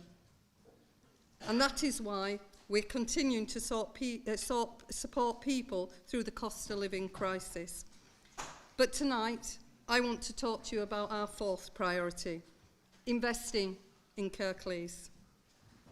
Because whilst we have a laser-like focus on the immediate challenges we face, we must not forget to build more prosperous and sustainable future. Because the decisions we make today decide the legacy we leave for future generations. Whether our children, our grandchildren will be vulnerable to the next cost of living crisis as we were in the last one. And it's about having pride, ambition for our people and places. People sometimes ask, how can we spend money on regeneration schemes when we are forced to cut funding for basic services? And it is a fair question to ask. So I want to address that here tonight. The simple answer is, we can't spend capital investment on day-to-day services, legally or financially. It's not a straight choice. The money we're investing, for example, in our town centres can't be used to support leisure centres and run care homes and subsidise parking. The funding that we've had cut by this government for those basic services can't be filled with capital borrowing. Second, much of this funding is going into the economy is required by the government be spent on specific purposes. That might be because we bid into something, or it's because the fund is only allowed to be used on certain projects. Many of our transport schemes are good examples of that. And we couldn't divert those funds even if we wanted to. So there's a legal and financial reasons why we don't have these choices and straight choices to make. But there's a moral case for investment as well. We simply cannot afford not to invest in our future. We know what is happening, and if you fail to invest in the economy and infrastructure, this means decline. Look around Britain today, on our railways, in our schools, in our NHS. That's what 13 years of austerity buys you. That's what I make no apologies for being ambitious for our communities. And I make no apologies for being upfront about the reality of the funding situation. Our ambitions and detailed plans have secured the Levelling Up Fund more than any other West Yorkshire council, and it includes the combined authority, by the way. And that's not bad for this council, where some MPs who are terrified about an election say it isn't fit for purpose, and you've all seen that. That's when it's on camera, and then when the camera's off and nobody's watching, they want to praise us for our plans. But we have secured our plans, and one-off pots come from nowhere near to making up for the squeeze that the Conservatives have put on council spending year after year after year. Council staff have done a brilliant job, and we've got to remember that. They have brought in 127 million through the Levelling Up Fund process. But our day-to-day budgets is something like 200 million smaller every single year as a result of austerity. That's the funding that we need to support social care, children's, adults, leisure centres, waste collections, parks, roads and all the rest. It's a classic case of giving with one hand and taking with the other. And it's a bit like when they tell you you're getting tax cut, but oh, by the way, tax burden is the highest that's been in we are seeing now in modern history. But for as long as there's opportunities out there and to secure more investment for Kirklees, my administration is going to make sure that we're at the front of the queue for everybody out there in Kirklees. Until there is real change in the national level, it's our only option. So what does that investment look like for residents and businesses? In Dewsbury, it means working with the town board to deliver town deal and the blueprint, and a huge amount of investment in regenerating Dewsbury. Just in the past few weeks, it's meant a positive news for the Dewsbury Market, Dewsbury Arcade, high-quality new housing in Daisy Hill, and in a further 20 million of local improvements and services. In Huddersfield, we've got one of the most ambitious transformation schemes in the country to revitalise the town. Our cultural heart is set to start construction next year, and I'm confident it will be the blueprint for the modern, the competitive and thriving town centre that others will follow for years to come. And from the investment in Batley to the Cleckheaton and Heckman-White Home First blueprints, we're delivering on investment and the promise to all of our towns in Kirklees. And it isn't just about towns. We've been investing in our villages and our communities too. Like the extra investment that we made in our budgets into our roads, our play areas and making housing safe. But an economy that can't function without high quality transport network. The next few years we will see us making decisions of delivering West Yorkshire Transport Fund on projects and our active travel schemes across Kirklees. That means major bus station improvements in Heckman-White, Huddersfield and Dewsbury, among a host of projects. For our roads, we've listened to our residents and amended some of the proposals, such as Blackers Road, element of the A629 scheme. And we will take that approach to deliver the remaining projects. Our administration is one that is listening, taking tough decisions, but delivering. And it's not all about our roads.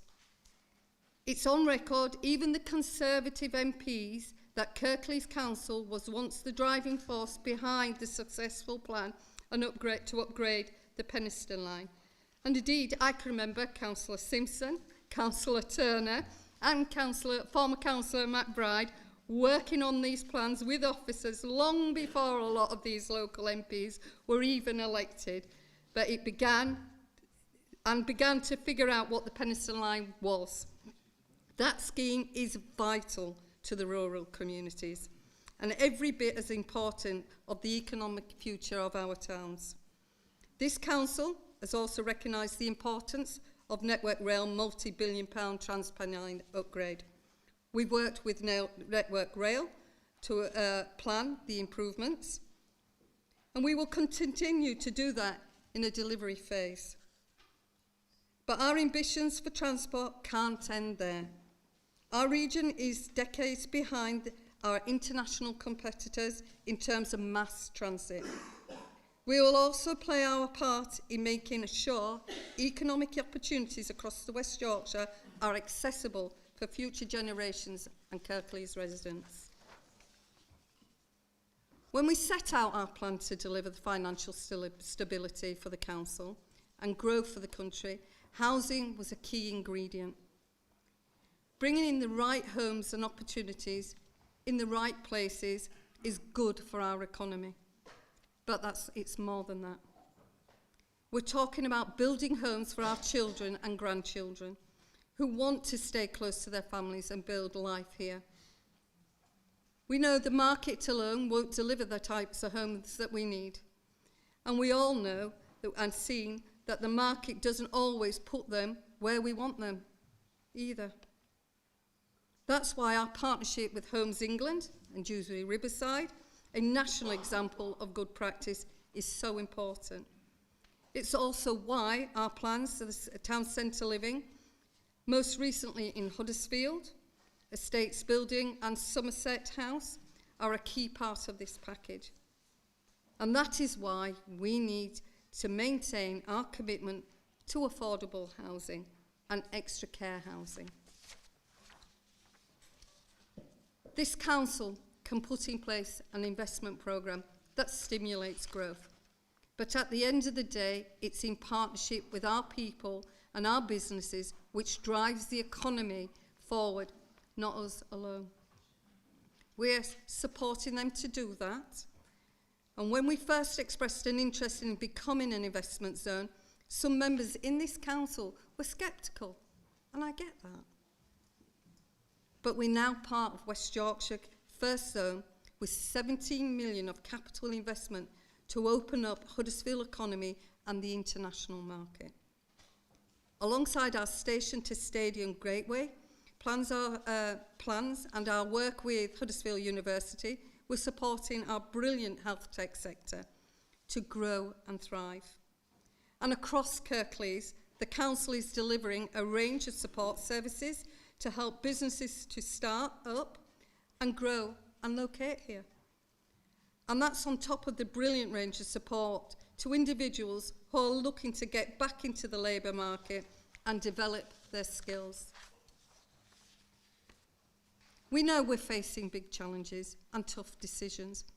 And in tough times, it's easy to lose sight of the bigger picture, to think short term, but we can't afford to do that. And I won't let that happen. We owe it to the local people, future generations to be ambitious. We owe it to our businesses to get it right, infrastructure in the right places.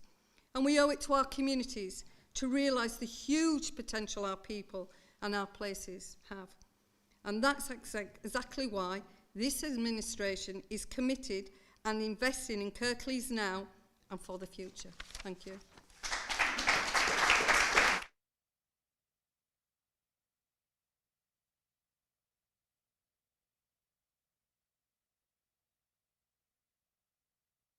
Yeah.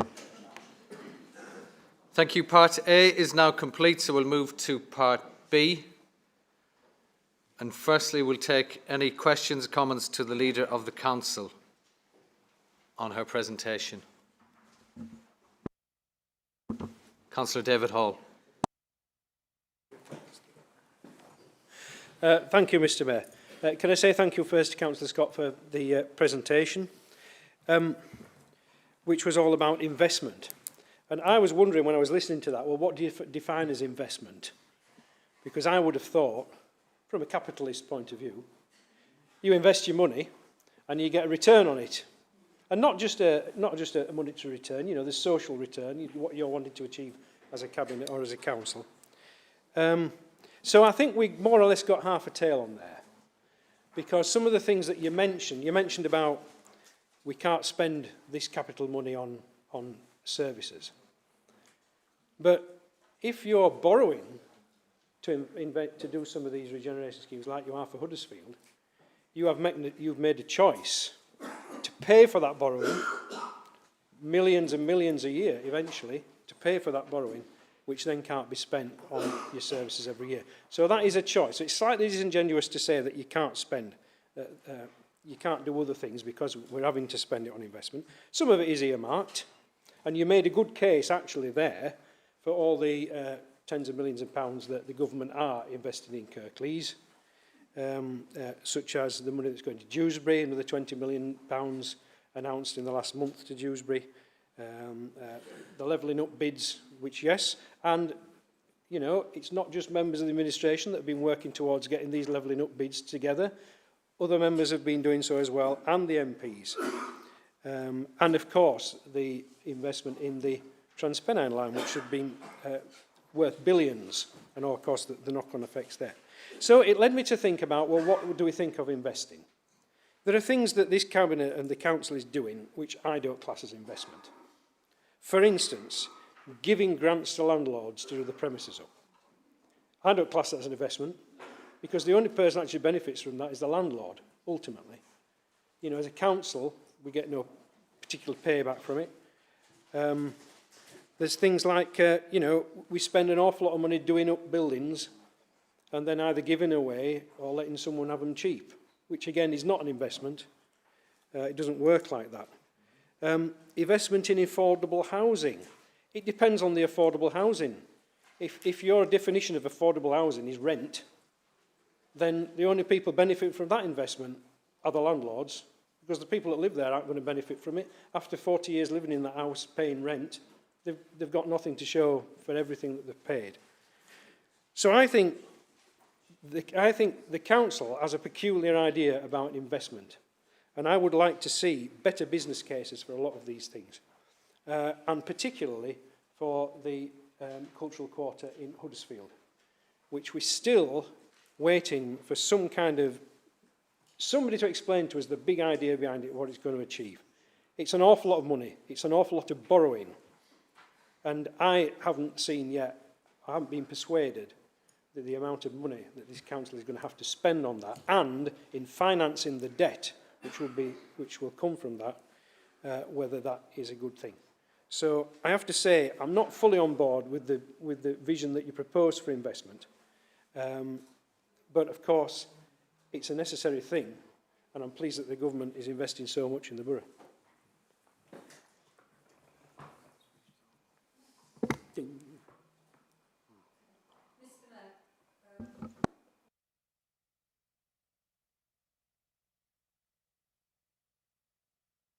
Take them questions. I think it was misunderstood when we were speaking today that what I would do the presentation on everybody's area and they'll take the lead and the questions so they can be directed at me. I'm happy to say that, David. I'll come back, but should they wish to talk to the others, if that's okay with you, so. Councillor Homewood.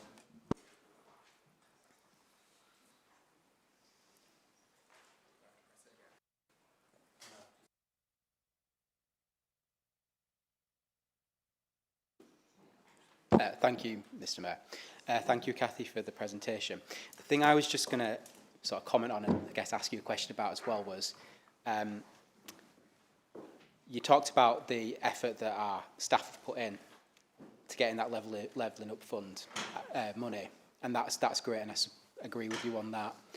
But one thing that strikes me is that we're continually being asked to bid into funds that the government make decisions on quite dubious criteria that they chop and change every 5 minutes. We know in some of them, people have applied to them thinking that they're being told they're eligible, and then apparently they're not eligible, and it goes on and on like this. And Councillor Hall was talking about, you know, effective use of monies. Is it an effective use of money for councils that have very little money to start with, having to get staff in to work up schemes, very good schemes, that then don't, on the whim of the government, don't get funded? What I think we need is a proper devolutions of that money to mayoral authorities and to councils just to spend that money. You know, I thought when I was on the West Yorkshire Transport Committee, you know, we're bidding at West Yorkshire level in to get electric buses in Kirklees. We've got hardly any. We've got to meet some... I mean, it's obvious we need electric buses in Kirklees. Why do we need to put a bid in for someone to look at this to determine that that's the right course of action? So, yeah, basically just asking, Cathy, if you agree with my thoughts there. Thank you, Councillor Homewood. Councillor McGrath. Thank you, Mr. Mayor, and thanks, Cathy, for the presentation. Just going back to the blueprint, there are a couple of things that I just need, well, I think everyone in Huddersfield wants to really know. In terms of the George Hotel, obviously I welcome that it's been done up, and the first thing you see when you come off the train is the amazing square, and Harold Wilson, who's one of your own, right? And it's great that that's going to be a real centrepiece of the town. It's a shame about the Rugby Museum, but we move on from that. But the question I have is, Radisson Red contract's been signed. How many years is it going to take to make back? I think it's £23 million of spending on it. How many years of Radisson Red running it? and how long are they leased into it for us to see our money back. And the same would apply to the idea in, I think it's 2027 to 2030, we're looking at building an arena. Now, an arena is great, I'd love to have an arena, but the big gigs for the big money that bring the economy up would be at the stadium, which hopefully we will see more of as Huddersfield Town take that on. But if you build a 2,200-seater arena, what's that going to do to the parish that holds 150? What's that going to do to Smile that holds a 750? What's that going to do to the Picturedrome that holds 500? And then even when you do that, who are you expecting to come to an arena that holds 2,200 when the Peace Hall is a national treasure that holds 5,500? And then if you go slightly bigger than that, you've got the arenas at both Manchester and Leeds. So whilst I welcome it and I want it to go well and, you know, good on you for making our town better, if it doesn't work, are we going to be sat with a load of white elephants? Thank you, Councillor McGrath. Councillor Lawson. Thanks for the presentation, Kathy. A lot of work gone into that, obviously, and I think in the past in this room, I've commended officers for the amount of effort and foresight they've had in being able to nail down some of this really short window investment, which on the surface of it looks like a strategy. It looks like a bit of a gatekeeper for people who aren't ready and quick off the mark to have their plans in place. Great to see lots of government investment and investment coming via WICA on the regen side and on the transport side and on the business side. It's only half the story, though, isn't it, of what we do. The other half is what we said in the beginning of your presentations about services. If we don't have the services, then this is pretty much all for naught, because it's our people who will use them, our residents that will use them, and it's our businesses that will benefit from them. So I asked in the last council, what's our new contract with our residents? What do our services look like after the dust has settled and after we've downsized? Because whether it's intentional or not, that's what we're doing right now, is we're downsizing as a council. We have a lot of investment, great, but where is the services to match that investment? What's going to make us a 5-star council in the future? Thank you. Thank you, Councillor Lawson. Councillor Hall, Steve Hall.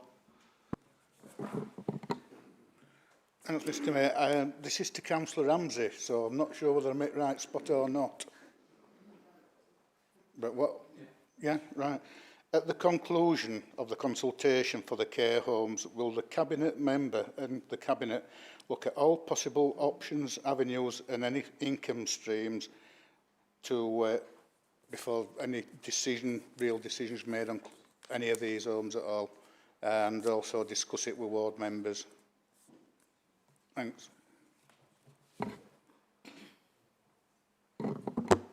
Councillor Ramsey, would you like to respond now? The leader will take all of the comments at the end.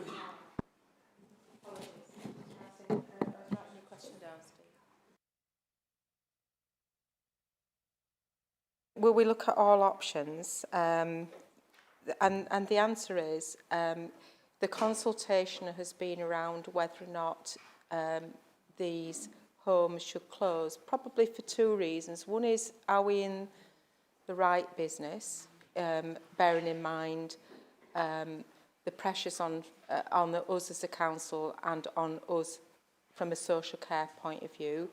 And the other one is it appropriate to carry on and subsidise the homes to this level? And we will take that decision in the round. The Cabinet will have a proper discussion around all of the issues that have been raised during the consultation before we get to a decision. So thank you for that. Of course, we'll discuss it with the ward. We're very happy to discuss it with the ward. You can ask at any time. Thank you, Councillor Ramsey. Just to remind members, you can ask a question of the Cabinet member or the leader. The leader will respond at the end. Cabinet members will respond immediately after. Councillor Reynolds.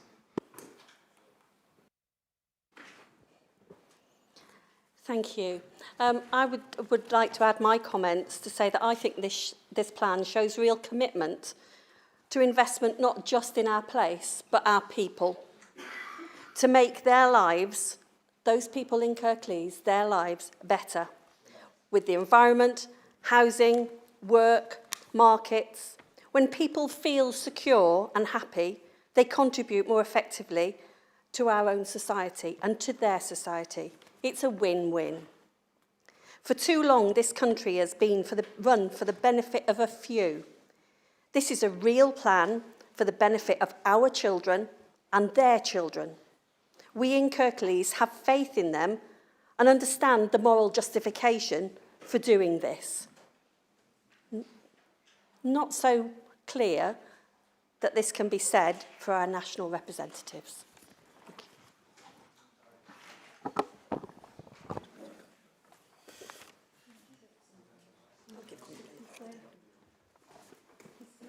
I'll respond to some now if you're ready for some to be responded to, just in case we run out of time. Okay, I will allocate you some time at the end to respond to them all, but if Cabinet members want to respond, they can do, but you can do that at the end. You can share. You can share. Councillor Cooper.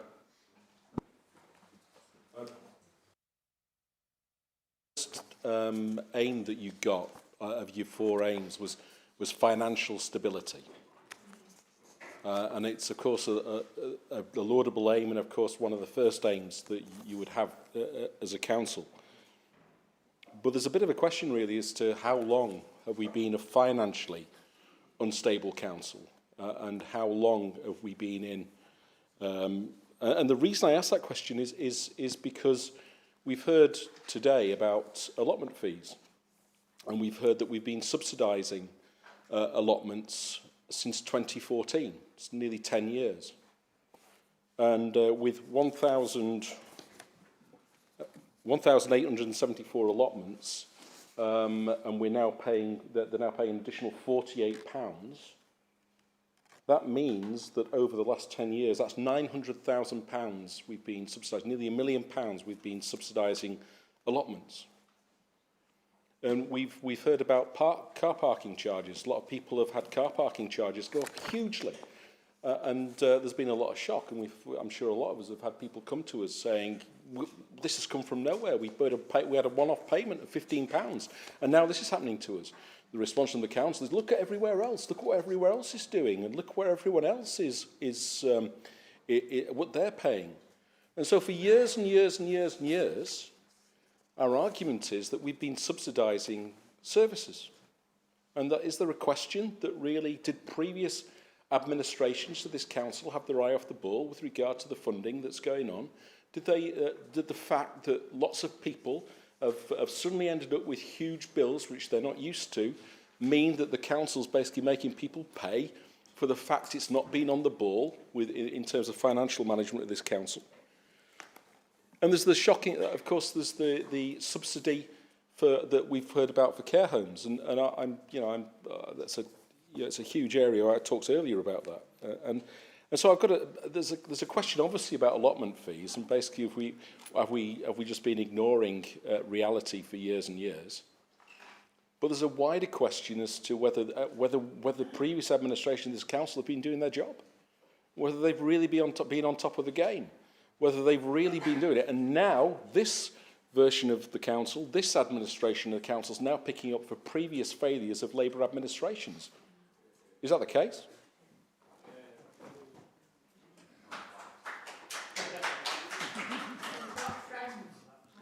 Well, I wouldn't go that far. But it's them! Thank you, Councillor Cooper. Cathy, was that for you, yeah? At the end. Okay. Councillor Bellamy. Thank you, Mr Mayor. My question is actually to Councillor Hussain, if that's all right. Since Kirklees changed the bin collections and routes in the south of the borough, I'd like to know if she thinks that is actually working out okay. And now that they've announced the Christmas collections, can you tell me that all those that have got missed collections will receive their collections before the Christmas break?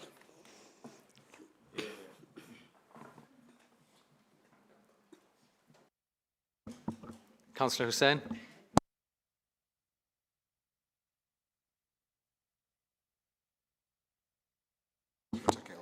Councillor Marchington.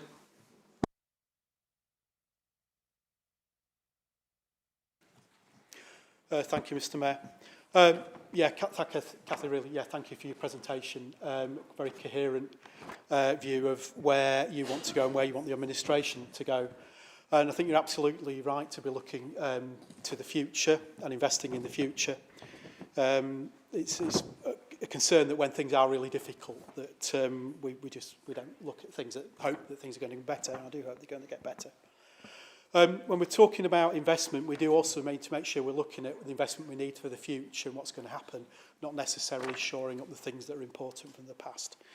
It was a little bit, it was great to hear the Transpennine Rail upgrade presentation, and it's fantastic to see some of that going. But then it was a concern that we're not maximising the potential for all of, I know there's going to be some engineering work, some opportunities for apprenticeships and stuff like that.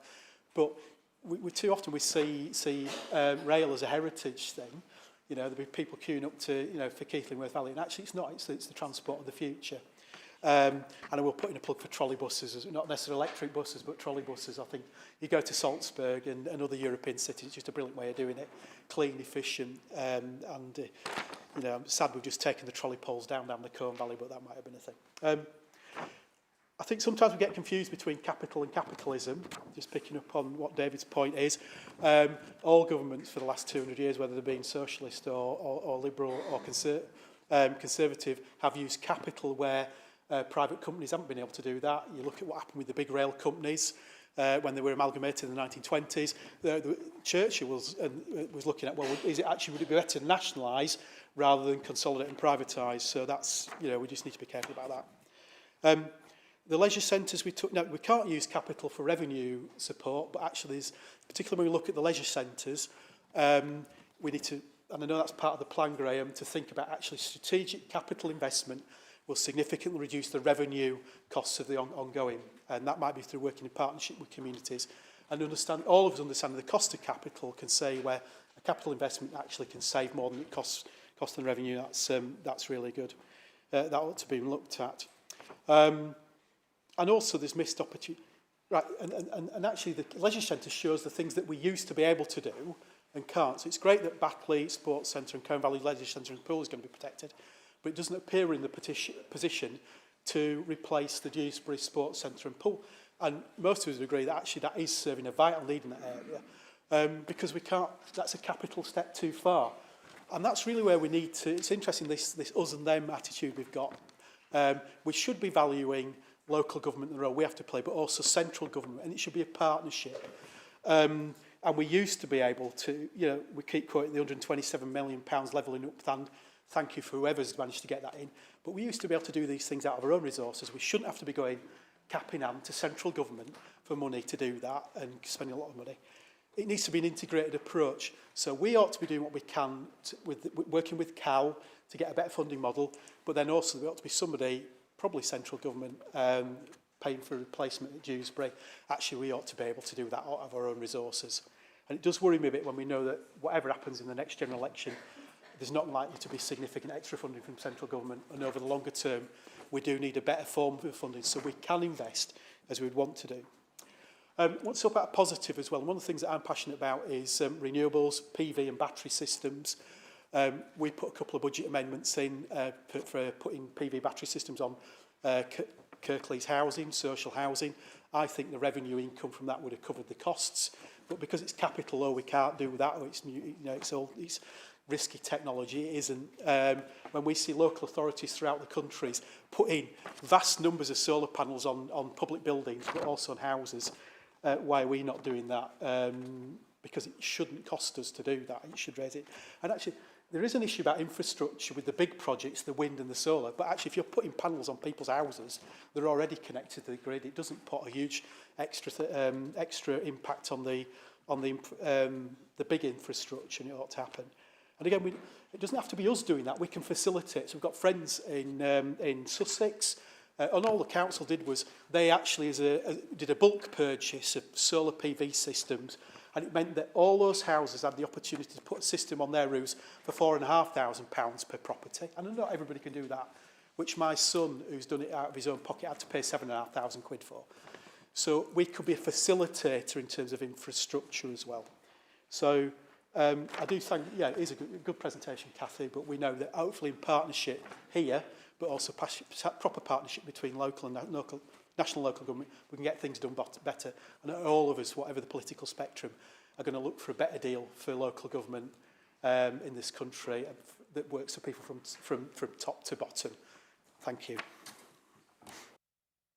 Thank you, Councillor Marchington. Councillor Richard Smith. Thank you, Mr Mayor. I've just got a couple of separate points to make, really. Firstly, I mean, in relation to the capital projects that you mentioned, I do see that Councillor Hall's mentioned this already, but I think the lack of business case benefits, I mean, we see this a lot in the public sector. What are the residents of Kirklees going to be seeing in terms of benefits? You know, and what is it we expect to achieve? I mean, Councillor Hermwood mentioned bidding into schemes that are not followed through and asking for more devolution, but, you know, I mean, that's just where we are. And I know that central government is not perfect, we get that, but, you know, this council, this council, of all flavours I have to add, this council is not run in an efficient manner. This council is not led with vision. You know, we've got so many examples over the years. I mean, I was elected in 2016. We've had the bus gates debacle. We've got empty shops. We've had stopping and starting of capital projects. We've had the George Hotel with, you know, we suggested a potential compulsory purchase, which was actually viable, and it wasn't looked into. We're wasting vast amounts of money on these things. We're inward looking. You know, stop blaming the government for everything. You know, yes, there are challenges. We get that. But, you know, going back to the second point, really, get back to basics. What is this council here to deliver? You know, fix the roads, focus on the things that matter to residents, empty the bins. I've received emails every week for the last 3 weeks about bins that are not being emptied. Keep parking at a sensible cost for people. You know, I mean, that is the obvious answer to small businesses in our towns. The parking issue. And it's just short-sighted. Grit the roads. Give us more grip bins. Give us grip bins on new estates. Keep vulnerable people in their care homes. You know, this is sort of revenue stuff, but it's all linked to the ambition or lack of ambition of this council. And, you know, I mean, we've seen loads of investment from central government. We've got the Transpennine line with £47 million. You know, it's just, to me, it looks as if you're giving up before you've started. We need more vision, and we need a little bit better for the people of Kirklees. Thank you, Mr Mayor. Thank you, Councillor Smith.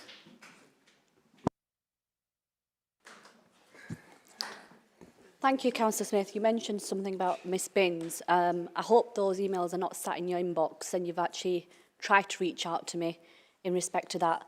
The rounds are very much, we're trying to make the rounds more efficient. There are going to be some teething problems, but I'm more than happy to take away that casework for you if you contact me by email. Thank you. Thank you, Councillor Hussain. Councillor Hawkins. I know.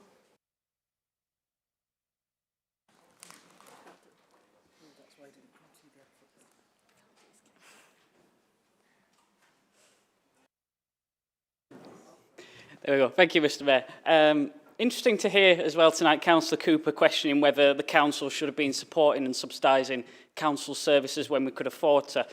He may have missed the Liz Truss government. I can't really blame you on that, as brief as it was. But they plunged the economy into the gutter. You pointed to afterwards about it being the Conservatives' fault after your speech. So I credit you with knowing that it's their disastrous fiscal policies that have brought us and many councils as Councillor Turner highlighted earlier in the meeting, to making the difficult decisions we have to make, as well as investing in our future to get us out of the, rather than seeing us stuck in the mud of chronic underinvestment in areas like Kirklees by Councillor Smith's imperfect government. I have a question about buses, though, tonight, and a campaign I've been quite heavily involved in.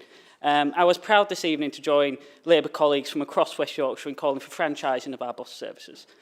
Commuters are consistently let down by private bus companies making record profits, while services are regularly being cut and buses missing frequently. This has a massive effect on my constituents in Dalton, who have seen their evening services to Huddersfield Royal Infirmary drastically cut, while services to Kirklees are so unreliable that residents are cut off and isolated. Routes like these are lifelines for those heading to our hospital for work and visiting loved ones. Instead, they're being left stranded, waiting for a bus that never arrives. The people of Dalton and the whole of West Yorkshire deserve better, services that show up on time and are affordable for all. Public transport is a necessity which millions rely on, and it is vital that we have a bus service fit for the future, which will also help meet our climate commitments. Enough is enough, and it is time that we demand better and franchise our bus services across West Yorkshire, which is something that the current mayor is consulting on. While the consultation is ongoing, can I ask the leader if she shares my views that local bus services should put passengers before profits? Thank you. Thank you, Councillor Hawkins. Councillor John Taylor.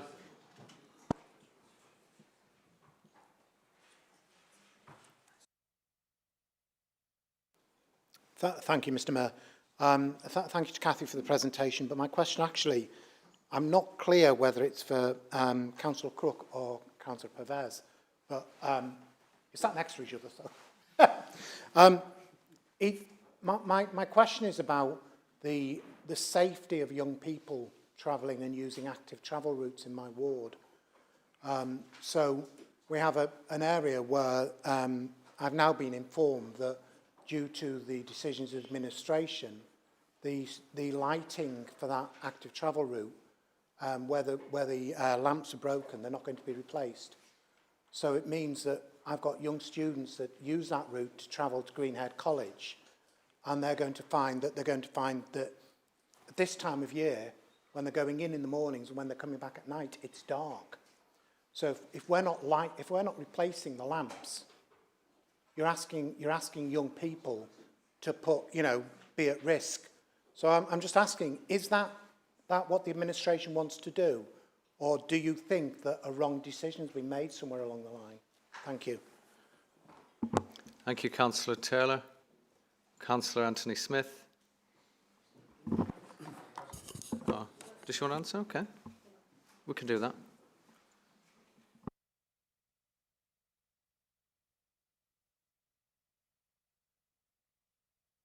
Oh, yeah. Thank you for that. Just give me the location and I'll look into it. Thank you. There we go. That was worth it. Okay. Councillor Anthony Smith.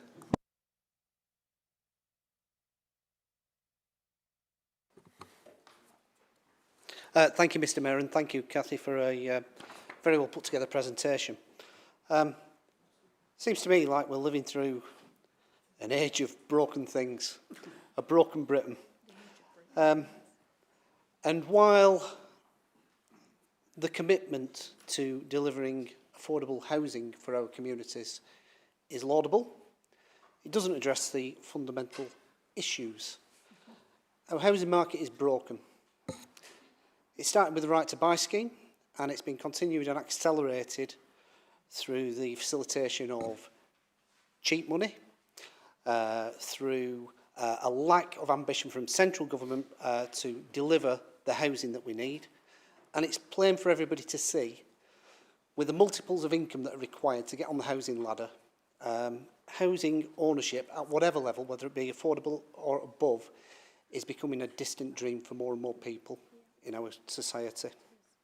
It's a dreadful situation, and one of many dreadful situations that we're facing.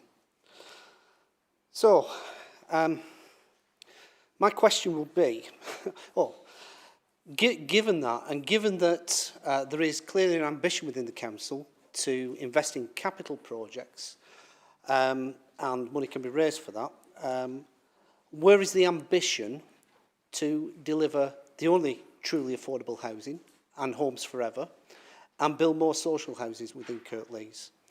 The private sector has clearly failed to deliver in this area, and it needs a rethink, and it needs brave and ambitious councils to double down and reinvest in social housing.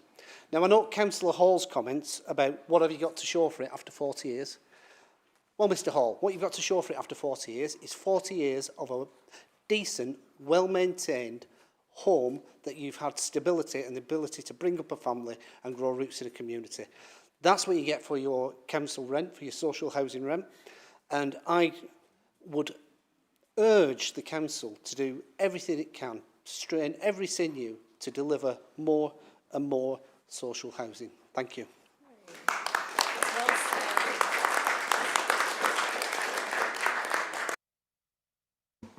Thank you, Councillor Smith. Councillor Greaves. Thank you. So I've got a few comments, and then my main question relates to school transport. But so it was great to hear the presentation about the town centre investment. But I think for me, the most important element of some of those schemes is who the operators are going to be. And so the arena venue, that could be a fantastic success, but it's going to be so vital as to who it is that runs that. If you look at what's happened at the Peace Hall and at the Picturedrome in Home Firth, there's some models there. But my concern perhaps is that with the run operator, it just won't hit that demographic. It won't get that footfall that it needs. It could be something fantastic. I hope it is. There's lots of talk there about how much money's been invested in the towns. It's supposed to be money going into towns and villages, and the bit I picked up on was for the villagers, it's the play space. Well, that's great. I suppose one of the other things you might consider investment is in our villages is going to be the new parking meters. But personally, that's an investment I'd rather not have. But what we do need is investment in those villages. We've got money, a lot of money that's gone into Home Firth, a lot of money that's about to go into Marsden. But in the rural area, the two biggest settlements, we haven't seen anything. And we're not likely to see anything. And even though there was funding within the towns and villages budget, we've never even been able to look at, well, how much money is going to come our way. I don't even know if that budget line still exists or whether that's been withdrawn. But Meltham and Honley are large settlements. When it comes to giving us more and more and more housing, when it comes to the issues, we seem to be first in line. When it comes to solutions, we just never seem to be there. And on that note, I think to say that there's been some teething issues with the changes in the bin routes is a bit of an understatement. In the last 6 weeks, I have spent hundreds of hours dealing with not just the first mist bin, but the mist collection, the mist catch-up collection, the mist collection for the regular bin collection the week after, ad nauseum. For some places, now, it wasn't just the rejigging of the routes. I think the collapse of the computer system and the complete deletion of all the missed reports has created a monumental problem. So I can answer the question. I'm disappointed that the Cabinet member can't. After an awful lot of effort, refuse are pretty much going to be on top of it for Christmas. That was the deadline they've been working to get it all in line. Can't understand why the Cabinet member couldn't give that simple answer. I've spent hundreds of hours on it. I'd be keen to discover how many hours that the Cabinet member spent on it. But that focus has been about getting those routes up and running again. I have to say, jigging round routes, so Honley was particularly badly affected with all the 4 routes being considerably changed. We've had some people who've not had bin collections for 6 weeks. For some residents, that's the only real tangible service they get from this council.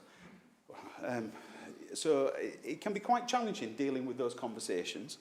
But I would say that Will and Neil and Rashid have responded positively, as have the team leaders within bins, to try and address the issues. And I am very much hopeful that actually in the new year everything will settle down. I just want to pick up on something though that I think is really important. It's easy to blame the government for the cuts. God knows the damage that they have done. But that does not absolve this council from its failures. And Councillor Cooper raised this about previous administrations. And there's one thing that I want to pick up on now in relation to school transport. And there was an article in the Examiner last week. And it's really quite astounding when we look at how much money we've been spending on taxis. So, 5 or 6 years ago, when we were talking about, this council were talking about pulling the free school buses for the Meltham pupils because they thought it might save a modest amount of money. By the time it all came out, after we said would there be all the appeals and all the free school meal pupils, it wasn't even worth doing. But this council's refused to withdraw that threat of removing those buses. It's still policy. Sorry, I've cut you off, Councillor Greaves. You had your 5 minutes. Thank you for asking and answering your questions. Not very well, though. Councillor Sheard.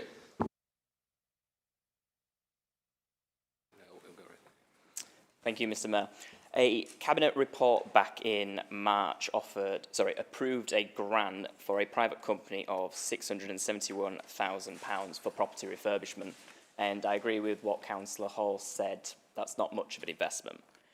In the same document, it talks about the Dewsbury blueprint and the main themes and objectives. And one of those main themes and objectives is to create a leisure town. So if the main theme and objective is to create a leisure town in Dewsbury, why can't funding actually be diverted towards making appropriate repairs or building a new leisure centre for Dewsbury? You can't have a leisure town without a leisure centre. And if funding can actually be diverted to Dewsbury Sports Centre and repairing it, why has the Cabinet deemed it appropriate to be offering hundreds of thousands of pounds to a private company for property development?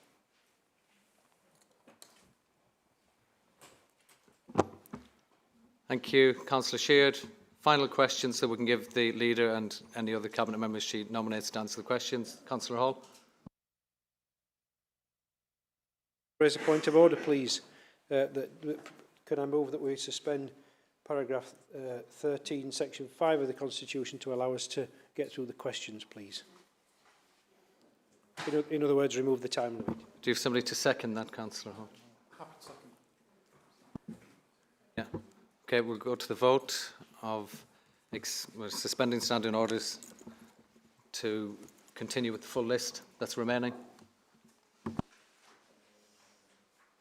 All those in favour?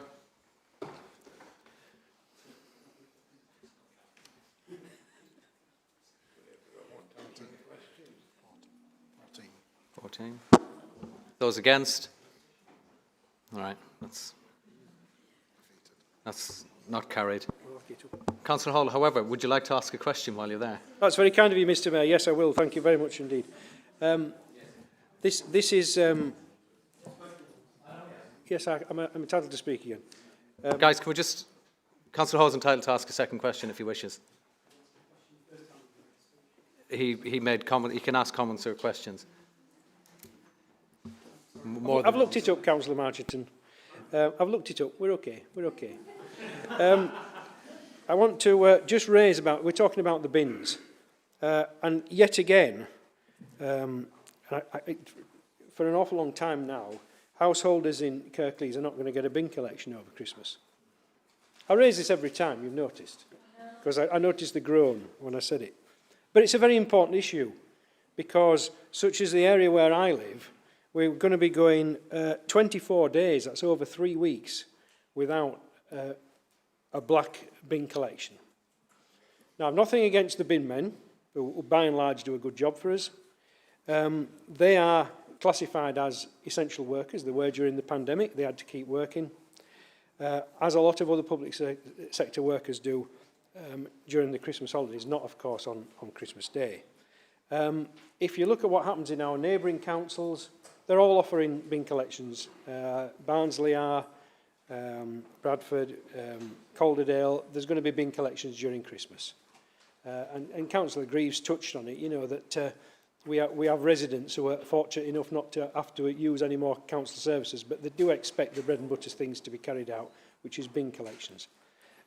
Last year was particularly bad because we were caught again with a long period between black bin collections, so I decided I needed to take a trip to the tip, and the queues there were absolutely horrendous. You were queuing hours rather than minutes to get in the tips because everybody was trying to get rid of the rubbish. So could I please ask that Cabinet, it's too late for this year, next year re-looks into this and offers us a bin collection over Christmas. Thank you, Councillor Hall. Councillor Scott to respond. Thank you, Mr Mayor. It's been quite comprehensive, that, tonight. So there'll be a bit of a double act, because Councillor Turner was being respectful and wanted to wait also, so he might answer on some of the questions. If we run out of time, what we'll actually do is ensure that I have a one-to-one with you, meet with you to discuss it further. So I'd like to go with Councillor Homewood, and I think what he said was really important. The efforts that staff put into things is phenomenal. And it's not often recognised what they have to do and the challenges that we have. The timelines are short, often on funding, so there's deadlines to be met. And I agree about the devolved decisions. It is good. But equally, we've got to keep our eye on the ball, that we don't lose local government in the process, because that's what devolution is heading to if we're not careful. Councillor McGrath, I welcome your point. Thank you. I'll cherish that. I'll rewind it back saying, great, Cathy. We are investing. And Councillor Turner will come back to you and talk about the George Hotel and the Radisson, but some of it might be private information that can't be shared publicly. Councillor Lawson, when you asked your questions, you know, about what will the future council be like in Kirklees? Well, I think we're going to be innovative, effective, and we're going to be enablers. We're going to be ensure that we get business that wants to invest here in Kirklees and be part of Kirklees. And I know it's a vision that probably some people in this chamber don't see, and they can castigate us constantly, but we have to strive for the best for Kirklees and its residents. And I'm not going to be ashamed of that. So that's what I'm doing. I'm happy to speak to you, John, on the side. You've already hit the nail on the head. You absolutely get it about the funding and the shifting sands that we're in. But my next thing, I'm coming to Councillor Cooper. And thank you for that. Because you know we're not financially unstable at the moment. And you've asked reflective questions. But austerity's put us in this position. Inflation pressures and demand has increased. And I'll pick up your comments about previous administrations being asleep. Well, no, we weren't. And you said about subsidising care homes. Well, previously, there was little demand for that. Dementia care homes, there wasn't as much demand. And in the private sector, it's actually grown. Regardless of what you say, in that industry, it's actually grown. So I think we can work in partnership, despite what people think. We have to be more innovative and effective, and we cannot continue to pay for things. And it's a realistic thing. I want you to take it back to your communities, because if you're not telling them the exact underfunding that we've got, we're living a lie. And things can't carry on as they were. So I hope you understand about the pressures and being forced into difficult decisions. You're absolutely right, Councillor Marchington. The programmes of opportunity and investment, and I thank you for you talking about that, because there is opportunities there. And it's about reskilling up. We're going to have to reskill up people, retraining people, getting opportunities for our young people. But it's not just about young people, it's about everybody. And we don't want anybody to miss an opportunity if we can. So I'm happy to talk to you about that. We talked about Dewsbury Sports Centre, and I absolutely love the fact that Councillor Sheard mentioned Dewsbury Sports Centre. It's in my ward. I've never seen you there personally, but there you go. And it is important. I did do the walk around Dewsbury Sports Centre, and it really is important that you understand what do we do. Health and safety is paramount for the people of Kirklees, and people using them facilities. And the rack is bad. It's in the Cabinet report. It actually come to Cabinet yesterday, was it, Councillor Taylor? It did. Nobody showed up. So, like it's been saved for the Chamber, but it's not safe. And I have given my absolute honest opinion to everybody out there, and I've put it, and it's in the media, that says we are committed to look at options for Dewsbury. Now, the 20 million funding that was brought in by our local MP was excellent to hear, excellent news. But what you didn't realise, it's over a 10-year period, so it's 2 million. And of that, I think 80% of it's capital. Oh, we talked about capital tonight, so it's about capital. And the rest is revenue. So we have to be careful. It can't be spent just anywhere, and it isn't just going to go anywhere. It's about the people of Dewsbury's understanding that it's their decision where that money is prioritised. It can't be just left to us. They have to consult where that money goes. Councillor Smith, now, you made me reflect, and this was the best bit. In 2018, Gwen Lowe was the mayor, and it was a wonderful opportunity where we talked about cuts to our budgets, and that was an awful time because we had a lot of bereavement through poverty, not through poverty, it was through COVID and different things as we built into that. And I once heard a councillor in this chamber says, we didn't know how to cut our cloth accordingly. Well, like I said then, and I'm still saying it now, we haven't got any cloth from your government because you've left us rags. That's what you've done. So if I sound passionate, it really annoys me because you can sit here talking about some really minute things when we've got massive budgets to deal with. Councillor Greaves, I hear about what you're saying and the bins, and I understand that, and I will undertake to have a look at that. And I know the Chief Exec's here tonight, and he's hearing what you're all saying, so we need to go and have a look at that and see what exactly is wrong. Councillor Hall, you also said the same. And if it is a massive problem, it's something that needs to be addressed. But I really, really think that we need to take the message back to our communities. We are short-funded. And it's not mismanagement. And we're not going into a 114, because people keep thinking we're doing that. We've got an excellent 151 officer that's actually said that. But I'm here tonight, and yet again, I'm saying the same things. It's like deja vu, Groundhog Day. The money's not coming back. You've made it quite clear, this government, they're not going to give us it back. And until we get change of government, it's not going to change. Thank you. Thank you, Councillor.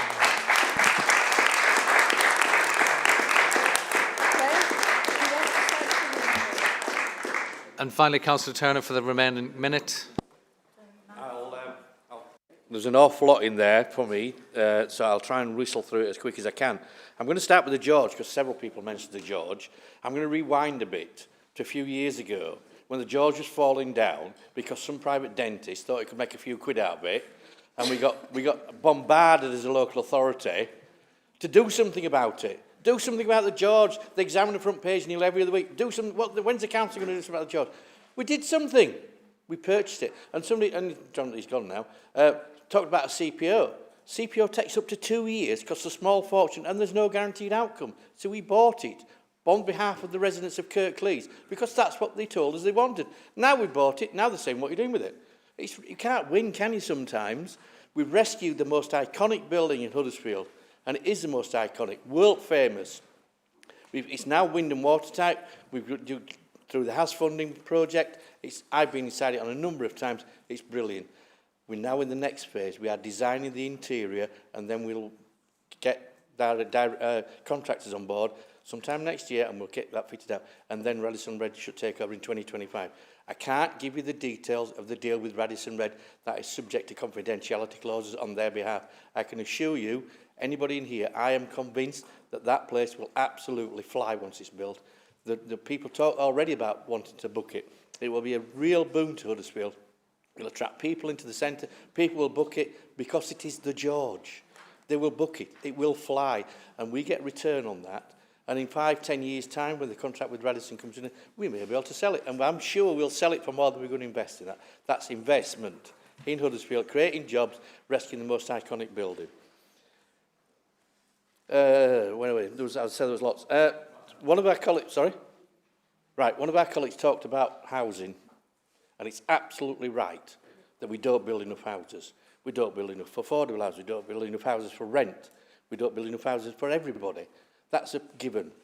But what we are trying to do within the legislation, because the right to buy, as you rightly said, should be abolished. Because wherever we have the right to buy, I am never going to sign off spending millions of pounds building homes that in 5 years' time might enter from the private sector and we're left with the bill and the mortgage on that. We cannot do it. It would be foolish. It would be pure economics to do that. You don't borrow something that you, borrow against an asset that you might lose in 5 years. That's just economic nonsense. So until the right to buy is abolished, we are always going to struggle to build more houses. That's a problem. Hopefully, somebody will realise that that's an issue and abolish that. In the meantime, we are a major partner of Homes England, working on a number of projects across Kirklees, delivering affordable homes, which, just for David's clarification, is defined by your government. There is a definition of affordable homes that we can't control, defined by government. So we have to work to that. Thank you, Councillor Turner. That was very good.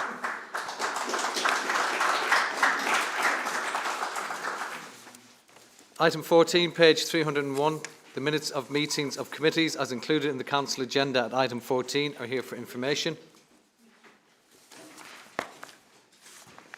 Item 15, questions, comments to chairs of committees, subcommittees, panels on matters within their terms of reference, including questions, comments on the minutes at item 14. Any member may ask a question of a chair or spokesperson, followed by one supplementary. Are there any questions or comments to the chairs of committees or panels or nominated spokespersons? Councillor Smage. Thank you, Mr Mayor. My question is to Councillor Anwar on the Combined Authority Transport Committee. We just had a new bus shelter put in Berkenshaw, and it's because it's gone through there's been a plan application, and the Combined Authority have said, could we have metro cards and could we have a bus shelter? It would be useful if we had a regular bus service as well. So why doesn't the Combined Authority actually speak to developers and, as well as metro cards and bus shelters, try and get some contribution in the planning process to actually help support services to enable them to get going? Surely the Combined Authority should in actual fact be considering whether there is a reliable service in an area or not. And can I ask as well how the Transport Authority are discussing with bus companies in order to get bus services to hospitals? Because I think it is an absolute disgrace that in North Kirklees you have to get 2 or 3 buses to be able to get to a hospital. Why should it take nearly all day to get to an appointment at a hospital or using the bus service? Thank you. Thank you, Councillor Smage. Councillor Anwar. Councillor Smage for the questions. I don't have the answers with me at the moment. If she would like to email me, and I would look into this matter for her and give her the appropriate answers. Thank you. Thank you, Councillor Anwar. Councillor John Taylor. Thank you, Mr Chair. It's a question to Councillor Lawson as the Chair of the Scrutiny Panel for Environment and Climate Change. This evening we've had a number of members raise concerns about the bin service. I'd hoped to have an opportunity to talk about it as well, but we ran out of time. I just think it might be appropriate to ask for a report to be brought to the next session of our Environment and Climate Change Scrutiny Panel to have an understanding of what's going on, so we can perhaps get an opportunity to perhaps have a look at that. So I just wonder if she would be willing to take that on board, please. Thank you. Thank you, Councillor Taylor. Councillor Law. Thank you for your question, Councillor Taylor. As somebody who also has lots of problems with the bins in my ward, I would love to is I will write and ask that we actually have a report on either the next agenda. If it's not on, it may be too late to actually do it for January because his agenda and reports need to be published before Christmas, but we can definitely get it for February. Supplementary, Councillor Taylor.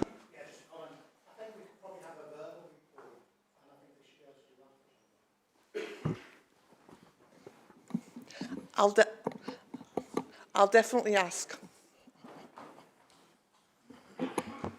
Councillor David Hall.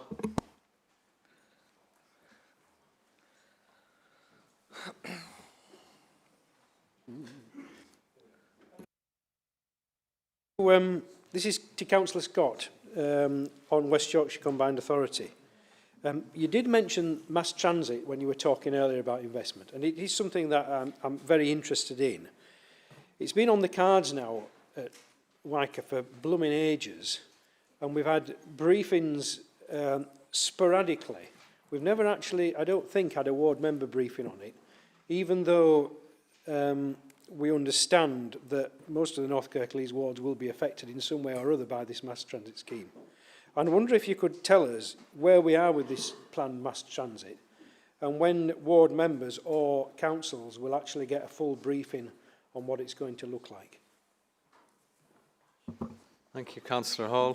Thanks for that, Councillor Hall. I haven't got a definitive answer for you now, but what I do think, and it'd be a good suggestion, providing officers can get it ready, I think there should be a presentation here on to councillors, either in chamber or at the side at a separate meeting, because I think it's important to understand that it affects every ward, well, the majority of our wards, so I think, and that input is crucial as well. So if you can bear with me, I'll make sure that's noted tonight and we get that presentation. I think other members would be also wanting that as well.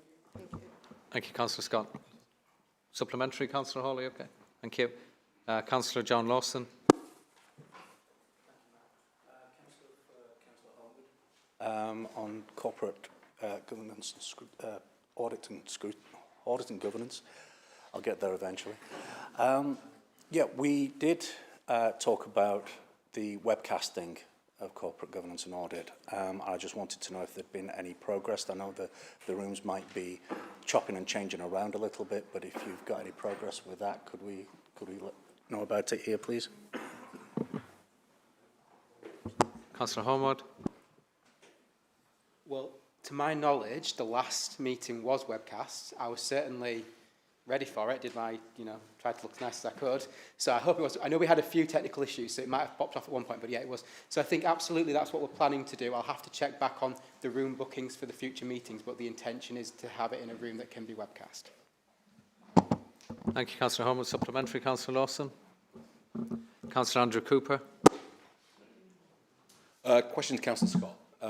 You may remember that I asked Mayor Tracy Brabin a question about what was the standard for sustainable homes, the new homes that were being built and she wasn't able to answer, but she said she would get me a response.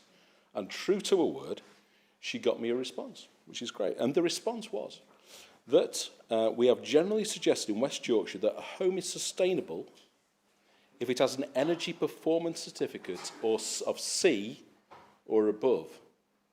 Now, for those of you who don't know, generally if you're building a new home these days, you should get a C, but you're probably going to get a B. You might even get an A. So somehow or other, the exemplar West Yorkshire standard is below the energy performance standard of most homes built to current design standards. Will you take that up with Councillor Brabin in your role on West Yorkshire Combined Authority and demand that we actually have better standards than are produced by the current very poor building regulation standards? Thank you. Councillor Scott. Thank you for that, Councillor. I will take that up with our Tracy, and I will have a word with her about the standards. And I think, obviously I'm not privy to the email you received, but we do look for a better standard here in Kirklees, and I hope that other authorities are going as high the bar as what we want in Kirklees as well. So I will take that up with Tracy and I'll come back to you. Supplementary, Councillor Cooper. Councillor Mark Thompson.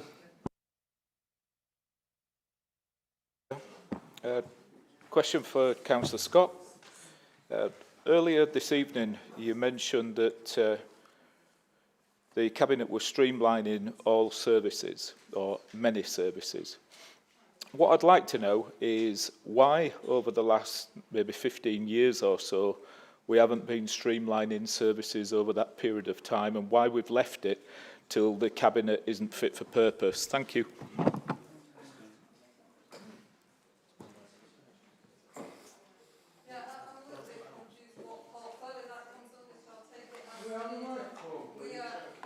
Well, Councillor Scott, if I may. This is to questions to chairs of committees, subcommittees, panels. Councillor Thompson. Was your question to the leader of the council or to a chair of committee? This is for chairs of committees. It's not a question, I'm just telling you it's for chairs of committees, item 15. So she doesn't have to answer it. Thank you. Councillor David Hall. Thank you, Mr Mayor. This is to Councillor Homewood as Chairman of COJAC, or Corporate Governance and Audit Committee, as it's known. I wonder, I should have bought a lollipop. Just to ask whether you'd look into something, please. When we read the minutes through of any committee or any cabinet meeting, or in fact any council meeting, I wonder if you could look through the constitution for a possible amendment this year. Because when you look at the questions that are asked, the questions are always reported in full, and we never record the answers to the questions. I wonder if you could put something in, please, so that when we have got minutes in the future, the question is recorded, but also the answer to the question is recorded as well. Because I would hazard a guess that the answer is probably a little bit more important than the question. Councillor Homewood. But I mean, my thinking is that there's a difference between a written question and a verbal answer, which how would that be recorded in that way? But I mean, well, someone's got to transcribe. Okay, so we want someone to transcribe it. I mean, yeah, I can look into that. Councillor John Taylor.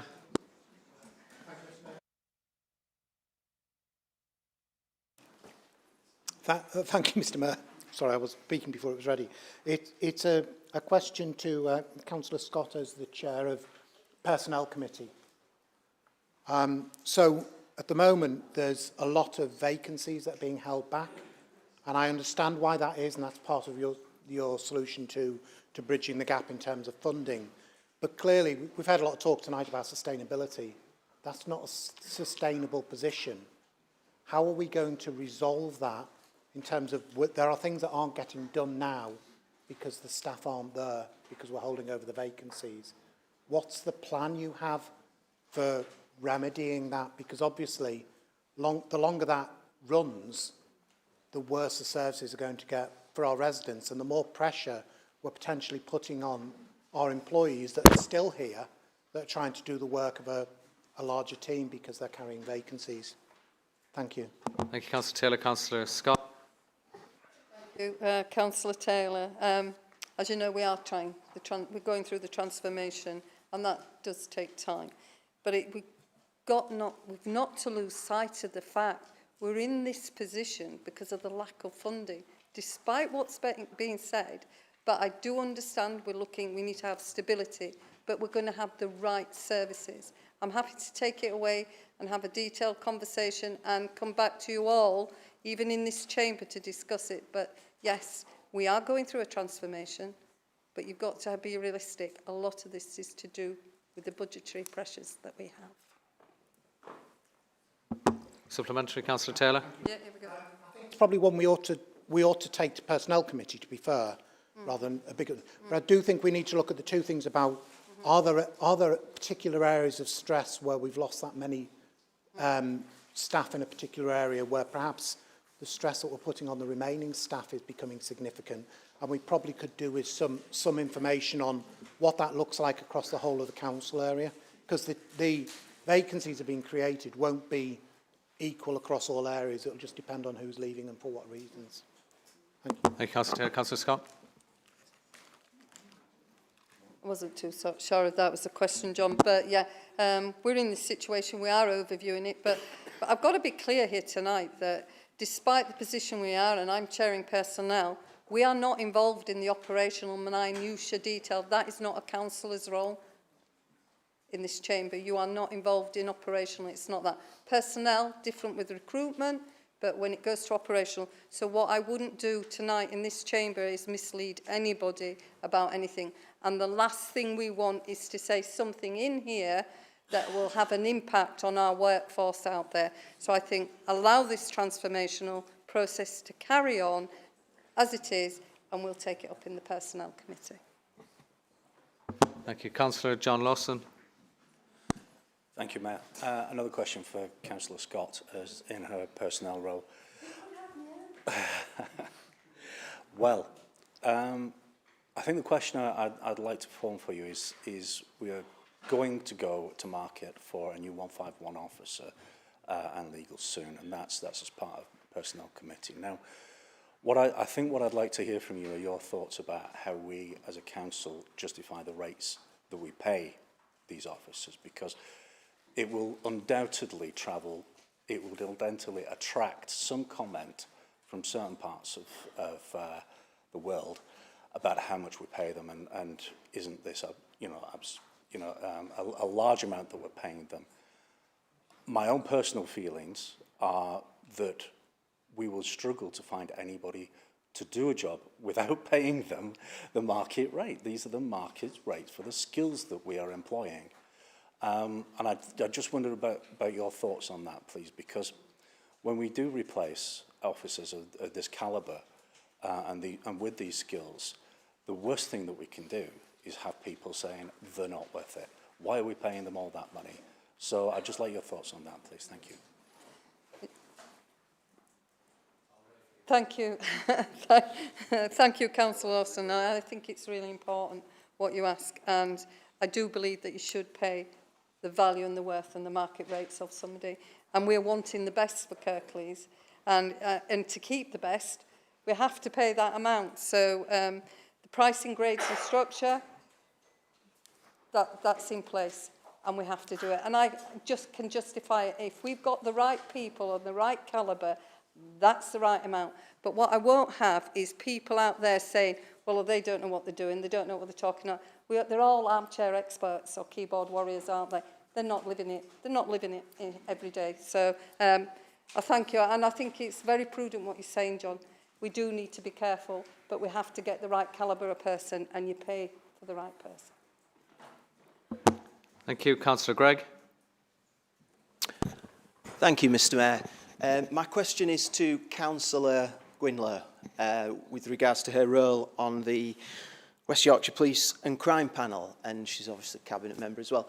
I'm campaigning against antisocial behaviour and for action on crime hotspots across the district. One of the things that has come across my desk as a ward councillor in Kirklees has been the heightened level of antisocial behaviour in council flats. We've seen vandalism to lifts, we've seen dog fouling in council flats, we've seen threatening behaviour. Now, with regards to this issue, CCTV in the council flats is obviously a massive deterrent. I appreciate that's an issue with regards to council policy, but looking towards improving safety in crime hotspots areas, whether the council flats or communal areas, would Councillor Lowe join with me to visit some of these hotspot areas in order for us to work together for the betterment of the safety of the residents of Kirklees? Councillor Lowe.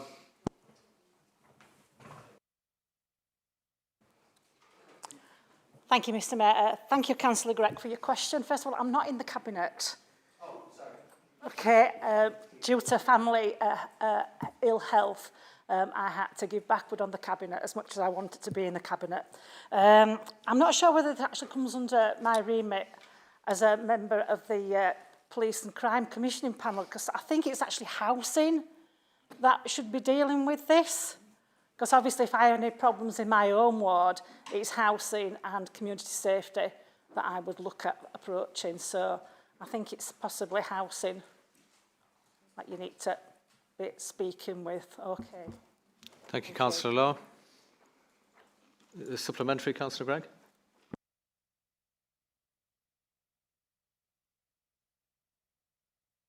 It's actually wider than just the council property. We have got hotspot areas in the area which suffer from crime. As a councillor who sits on the Heavy Wool and Planning Committee, I know we can mandate in certain scenarios CCTV, and that's been successful in some areas. So all I would say is that if there are any other particular areas outside of the housing remit that I can extend an invite to, I will follow that up with an email and request that there may be. Thank you, Councillor Gregg. Councillor Armour. Yes, thank you, Mr. Mayor. A question here, and frankly,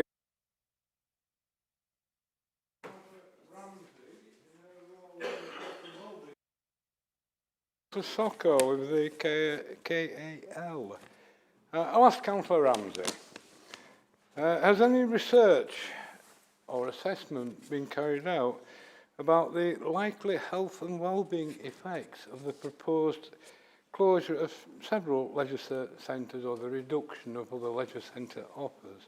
Because we've heard a lot about, and I agree with this, leisure centres are essential for improving the health of the general population. So have we got research or assessments about this? Councillor Ramsey. View of the Health and Wellbeing Board, yes, absolutely we recognise that physical activity impacts on mental, emotional, social health and wellbeing. I'm not quite sure why you're directing it specifically to me from a CAL perspective, but as was in the Cabinet report yesterday, there is a commitment to do a kind of piece of work with the Dewsbury residents to look at how physical activity can be managed within the Dewsbury area, whether that is through some of the work around assessing whether or not the dry side, but that's part of the Cabinet report yesterday, so we'll leave it with that. Supplementary, Councillor Armour. Yes, thank you, Councillor. It wasn't from a CAL perspective, Councillor. It was from a health effects perspective. It could have fallen either way. You mentioned some planned research in Dewsbury, but that's just Dewsbury, and there's nothing wrong with Dewsbury. It's an important part of Kirklees. But what about the whole of Kirklees? Are we looking to replicate this research or and enlarge this research to cover the whole of Kirklees? Thank you. I referenced that because it was in the Cabinet paper, and I think you will be aware from the health and wellbeing strategy perspective, what we try and do is look through different lenses. One of those lenses is around inequality and poverty. And one of the things that we are very aware of is that Dewsbury is an area that has got a reasonable amount of deprivation and at this present time is potentially without that leisure facility. So it's really important that we focus our attention where it is needed. So that's one of the things that we're doing. Of course, we understand the whole health and wellbeing agenda around physical exercise, and we will look at replicating things wider once we understand where we're going with that gap. Thank you. Thank you, Councillor McGrath. Final question, then we're going to move to the next item, which is item 16, motion. Thank you, Mr. Mayor. Just a quick one, and I'm not sure exactly who this question goes to because it covers quite a few transport, environmental and health and well-being, but there's some S106 money for an extension of the Greenway between Netherton and Healy House, and I was wondering if we've received an email from Sustrans saying that they're looking into the viability of it, but the money's there. It seems like the legal practices are there. Everything seems in place. Is anyone aware of where we're at with it and can give us a progress report on that? And if not, could they do it by email to me at a later date? Thank you. Was somebody who can respond to that? Councillor Hussain.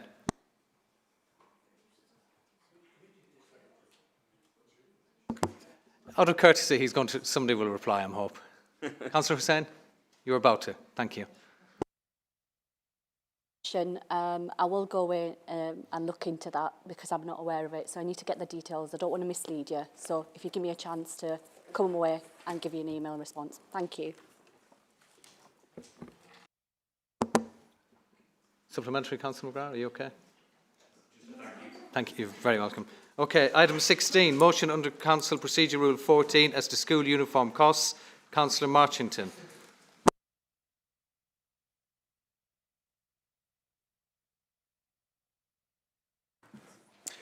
Thank you, Mr. Mayor. I mean, it looks like we've only got 5 minutes to debate this. And what we were going to suggest to the group, given that there's an amendment in from the Labour group, and there's clearly quite a lot of overlap between the two, whether we could perhaps agree a composite and bring it back to the January meeting.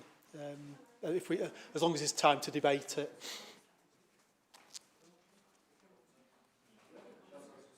Yeah, okay. We'll do that then. So we'll bring that one back? Yeah, if we discuss, yeah, if that's all right. Yeah, fine. Okay. 17.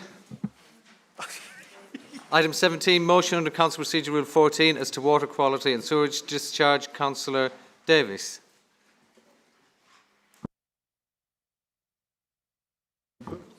Councillor Marchington. Oh, we could suggest the same on me. Sorry, again, given the overlap and stuff.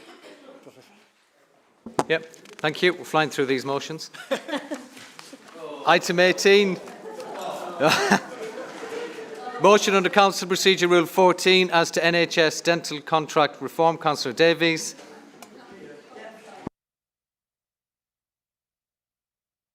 Ladies and gentlemen, I think we've completed a full agenda somehow. So,